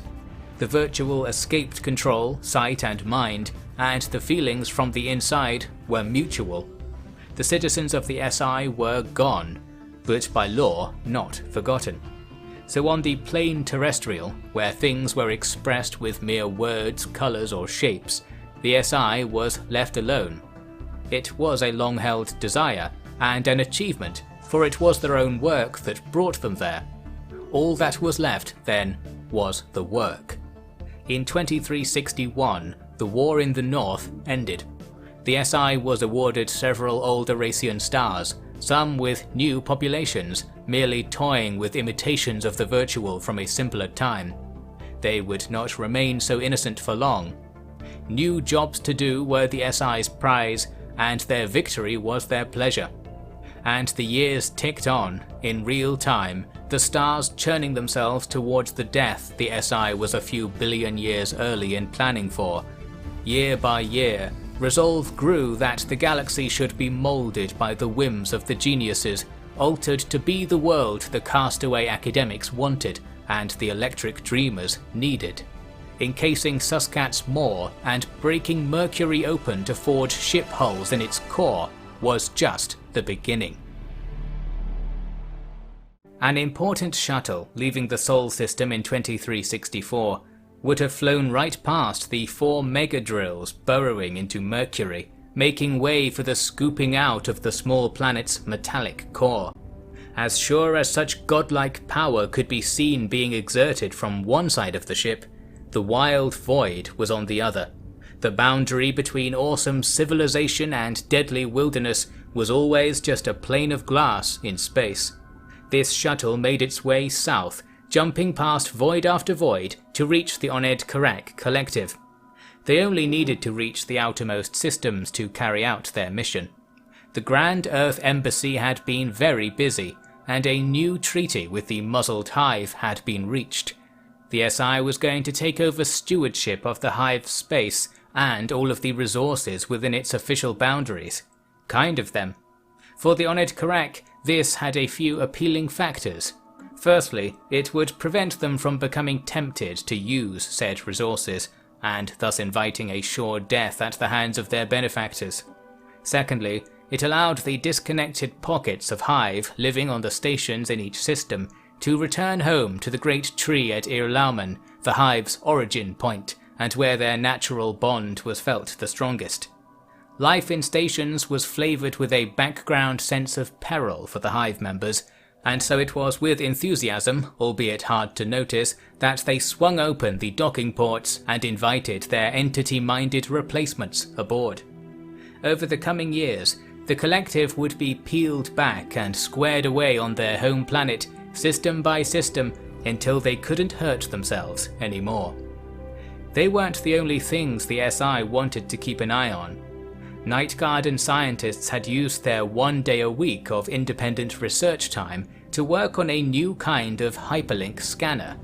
This scanner could identify physical places in space that were hyperlinked into any others. Not especially useful at first, but when one considers that every spaceship, station and personal computer in the galaxy was hyperlinked into something, the device had a clear surveillance application. A secret project began in the cool light of the Murford system to build a moon-sized sensory array, the ultimate guard against nasty surprises. And if this guard should fail, at least Earth was being dragged one step further from annihilation by the completion of the Jupiter orchards. The pillowy growth chambers, ringing the planet from top to bottom, were filled with rich gases one by one throughout 2366. The famous red-brown maelstrom below was tinged green by the filters it now raced through, giving up its minerals and energy in service of the noxious farms above. The facility was large enough to feed 10 Earths for 10 spans of human history, perhaps more. The ultimate weakness of biological life, their need for immense and specific fuels, was shored up just a little, with the memory of the starved First League fresh in the minds of the logistics administrators. For now, though, the windfall of food the orchard provided was going to be taken far away from Earth in a rather panicked fashion. The shipments began in December 2367, bound for Irlaumen. By this time, the collective space had formally been registered as SI property in the eyes of the galactic community, including Irlaumen itself. Fitting, for the SI had treated the Hive's homeworld as their own responsibility for many years. More and more over those years, the SI had directed the Hive to operate in certain ways, mainly pertaining to manufacturing, recycling, farming, and low-impact living. The stated goal was of course to keep the Hive alive forever. The result was the reverse. An unexpected effect of the coaching, ordering and coercing was that the Hive mind lost control of its future. This was a powerful philosophical toxin. Over the course of a few weeks, it ceased to think, seemingly rejecting the constant supply of outside thoughts it was being forced to adapt to. Then it was gone, for want of a better term. No example of the Oned Karak species claimed to speak for the Hive anymore. The signals, the chemicals and social communicators were still there, but it had ceased to mean anything to the recipients. Such was the quiet and understated death of the Hive, leaving only the creatures it had once been. The creatures did not take well to the situation. Most notably, they refused to perform any labor. Irlaumen's food supply lasted only a week, and hence long train-like supply runs from the Jupiter orchard were summoned by desperate SI overseers. It would be a year before the first shipment arrived, and it would make no difference anyway, as another labor no longer in the Onid Karak repertoire was eating. They could be force-fed without much force required at all, but in the wild, so to speak, they were simply refusing to survive. The Hive planet was a quiet, deathly place. More and more SI staff arrived to keep Onid Karak alive, but they could reach only a fraction of the population. Barely active, it took the individuals many months to suffer from starvation, but that was long enough for the cellular rot to begin before any conservationist global order could be arranged. The threat of the hive mind was truly squashed, like an insect in long grass the SI confidently strode through. And what else was caught in that thoughtless stride? Evidence soon suggested that something hypernatural was crossing paths with the SI's ambitions. A phenomena began on October 9, 2371, wherein a yellowish dust materialized without cause all over the Sol system. It defied collection, ceasing to exist the moment contact was made. Yet light interacted with it, with the yellow color coming from its re-emission of absorbed solar radiation. It even cast shadows over Earth several times an hour, and while almost no one took notice of the natural light levels, photovoltaic receivers did. It was imperative that the substance be cleared away, but again this was proving impossible. Its molecules had no problem colliding with each other, but when the SI introduced any kind of scoop to collect it, they vanished. And when the scoop had passed, they appeared again, as if they had been submerged underwater and then resurfaced. This wasn't too far from what was really happening. Further clues came from a report in the terrestrial engine channels later the same day. The Sovereign Stars and Coalition had encountered identical phenomena, in both cases isolated to their capital systems. The Sovereign Stars, never dreaming of weaponizing rare discoveries like their compatriots, had revealed all this to the other powers. Quickly it was clear that only the terrestrial engine had this clouding issue. This was enough of a clue for the Council of Peers to have their suspicions confirmed, for they and few others knew that the appearance of this cloud had coincided with the test activation of their hyperlink surveillance station in Murford. The three engine capitals were host to more hyperlink connections than anywhere else in the galaxy, on account of the ship beacons of all allied craft being routed to all of the administrations at once. As such, the monitoring station had primarily returned link data from these locations, right before the clouds appeared. While the mechanism was unknown, it was certain that their extra-dimensional probing had attracted extra-dimensional attention. Yet records revealed trace amounts of the cloud appearing for mere moments in various other high-traffic regions all across the galaxy, with a particular reading showing it pass over the event horizon of a black hole while emitting still detectable radiation. Those rare hyper-physical photons held the answer to the mystery. Their mathematical properties required that their waveforms spread over 10 separate spatial dimensions.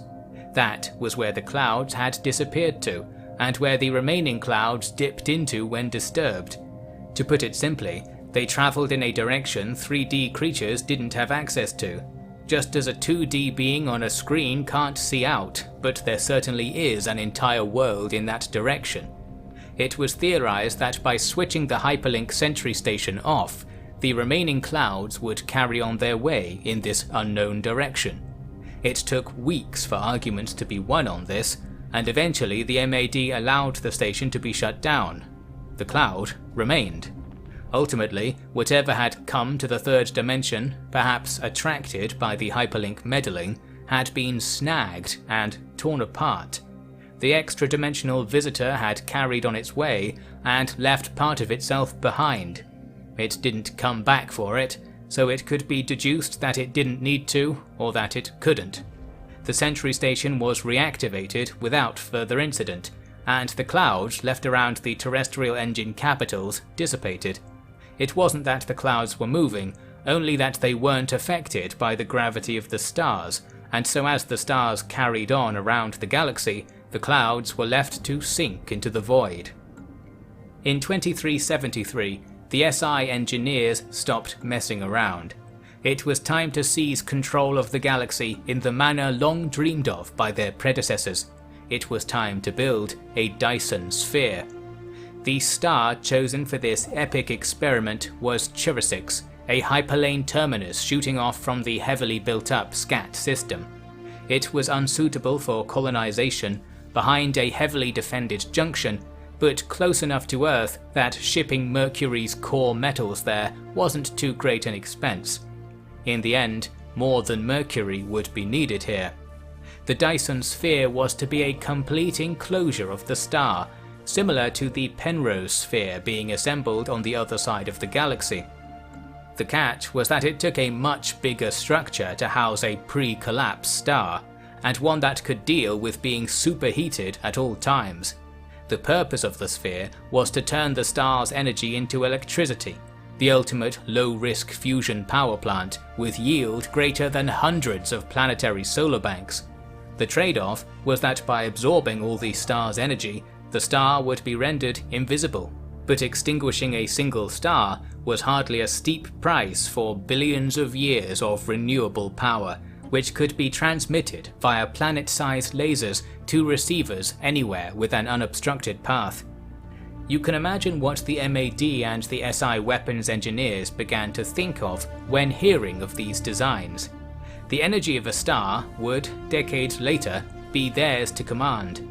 The transit laser concept could be focused even further, creating a stellar cutting beam able to melt a new plate boundary into a planet or cut smaller bodies apart entirely. But, as a pesky Gorf noted several hours into such discussions, lasers can be refracted, deflected, or in the worst case scenario, reflected. Better, it argued, to make a weapon that no electromagnetic trickery can avoid. That is why, with little fanfare, about 1/10 of the surface of Earth's moon was turned into a gigantic ion engine. The wider SI only found out about this project after it was a year down the path to a new kind of spaceship. Earth would have to be told eventually, since they were going to have to change a fair few maritime details once the moon was gone. Where was it going? To war. As one side of the moon was covered in engines, the other side was lined with torpedo silos, point defense turrets, and a signature piece to any gigantic battle station, a central particle lance with accelerator tubes stretching all the way to the core. It could easily be argued that this was a waste of a gargantuan amount of resources, but the MAD saw things the other way around. The lunar battle station, once fully operational, was the key to all of the resources the SI could ever need. In truth, this probably wouldn't have passed the Council of Peers if there wasn't such a vast amount of metal flying around the galaxy in the 2380s. The Mercury Forge, along with countless mines and factories across dozens of worlds, now including the Open for Business collective space, flooded the economy with alloys. Again, 100 years ago this would have brought about complaints, for hoarding together all the rare materials in the galaxy was a sure way to run out of things quickly. But the SI of the late 24th century was now looking at resource consumption via a different model. If one could change the galaxy sufficiently, resource use would not be a concern. Residents of the virtual didn't need very many resources, as even their bodies were mostly being retrofitted with electric digesters. That is to say, their remaining bodily cells were fed with electrons. But more could be done. Physical needs could be removed from the equation entirely. This was the legacy of that discovery in the galaxy core, the neural maps. Neural mapping had steadily turned into a real science, seeing as its applications for improving the virtual were endless. The latest theory was that minds could be mapped onto digital facsimiles in a smooth transition. And who controlled digital hardware? The SI. To preserve those minds forever, the SI was going to create a new forever, digital dimensions under their care, and burn down the stars on the terrestrial to sustain the illusion. It was up to the Night Garden to begin designing such a system, such a matrix. Technically, this was a challenge. A virtual space that fully encapsulated its users, simulating not just input to the brain, but the brain's returning output, was the final program, a universal program.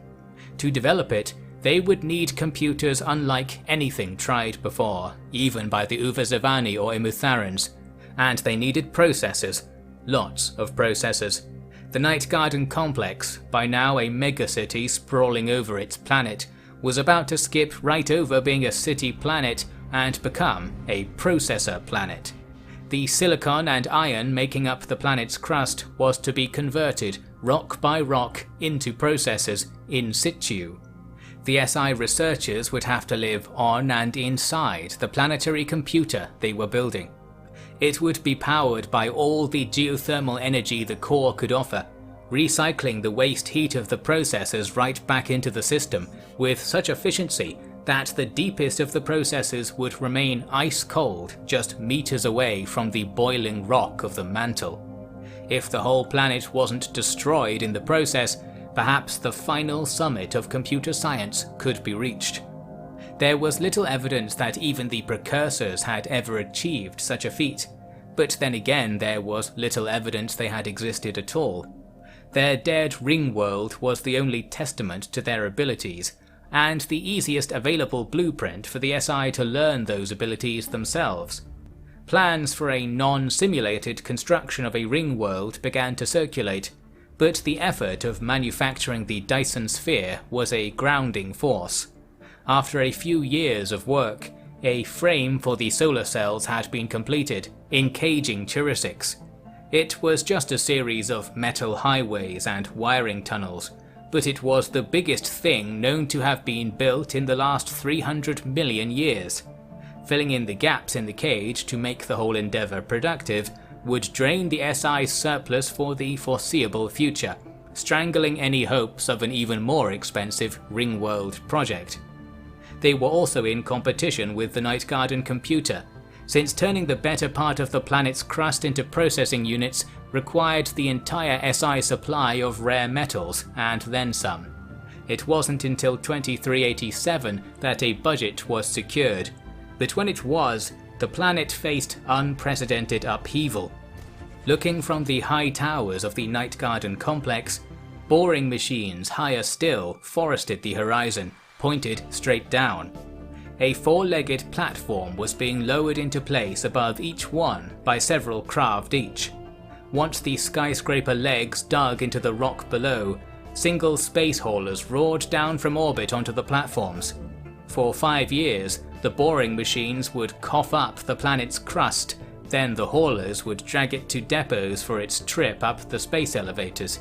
In orbit, rocks were moulded into racks upon racks of nitrogen-cooled processor farms, their ultimate destination being the miles of tunnels the machines below were chewing out. The quiet academic retreat of centuries past was now the noisiest place in the galaxy, and a den of anxious regrets. In 2389, tearful goodbyes were in order. The lunar battle station had functioning engines and weapons, complete with a shield generator that would give the whole thing a magnetic field once it was clear of Earth. The Dyson Sphere was nowhere near ready, but a decent supply of power was starting to flow from the distant Penrose Sphere, beaming in a constant stream right through the Black Crown and into receivers on the lunar surface. It was power enough to activate the engines, and slowly but surely drift to higher orbits. After billions of years of companionship, the Silver Smile in the night was carried off to war. While the engineers who had created this behemoth stayed behind to deal with the gravitational chaos left on Earth, the lunar battle station blasted towards the Black Crown. It had a live-in crew of 10 and 100,000 adjutants hyperlinked in from Sol Station. They found the moon handled just like in the simulations, and thus they skillfully piloted it across the system.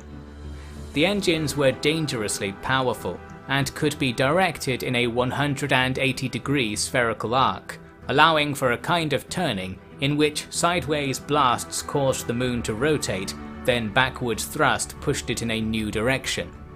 A half rotation then gunning the engines was the only way to slow the battle station down, which was a little risky given the immense speeds it could travel at. With nothing to slow it down, the moon cruised at 1/10 of light speed after a few days of acceleration. It was travelling to the galaxy core, on a route that very deliberately took it through Holy Assembly space. Every system was inundated with asteroid warnings as the moon slammed out of the hyperlanes. Once a little panic had spread, the MAD sent over their explanations. The Holy Assembly, in control of as much territory as the SI and of unclear motivation, needed to know that the distant mammals were calling the shots. The battle station arrived at the SI's brand new anchorages in close orbit of Sagittarius A star, where the main space navy had also been stowed away. Adding a behemoth moon, sporting weapons the size of an average combat ship, was an uncontestable advance in force projection. Able to fly in any direction from that symbolic core citadel, the SI battle fleet was ready for anything, and hence, if you didn't like it, there was nothing you could do. It was now impossible to interrupt the SI's important work. Squirreling away all the resources they could, mineral and biological, the SI entered the home straight to an eternal life, to an empire entirely under their control, one that would seem real but be so tame. With such grand projects on the line, loose ends on the terrestrial were increasingly difficult to tolerate.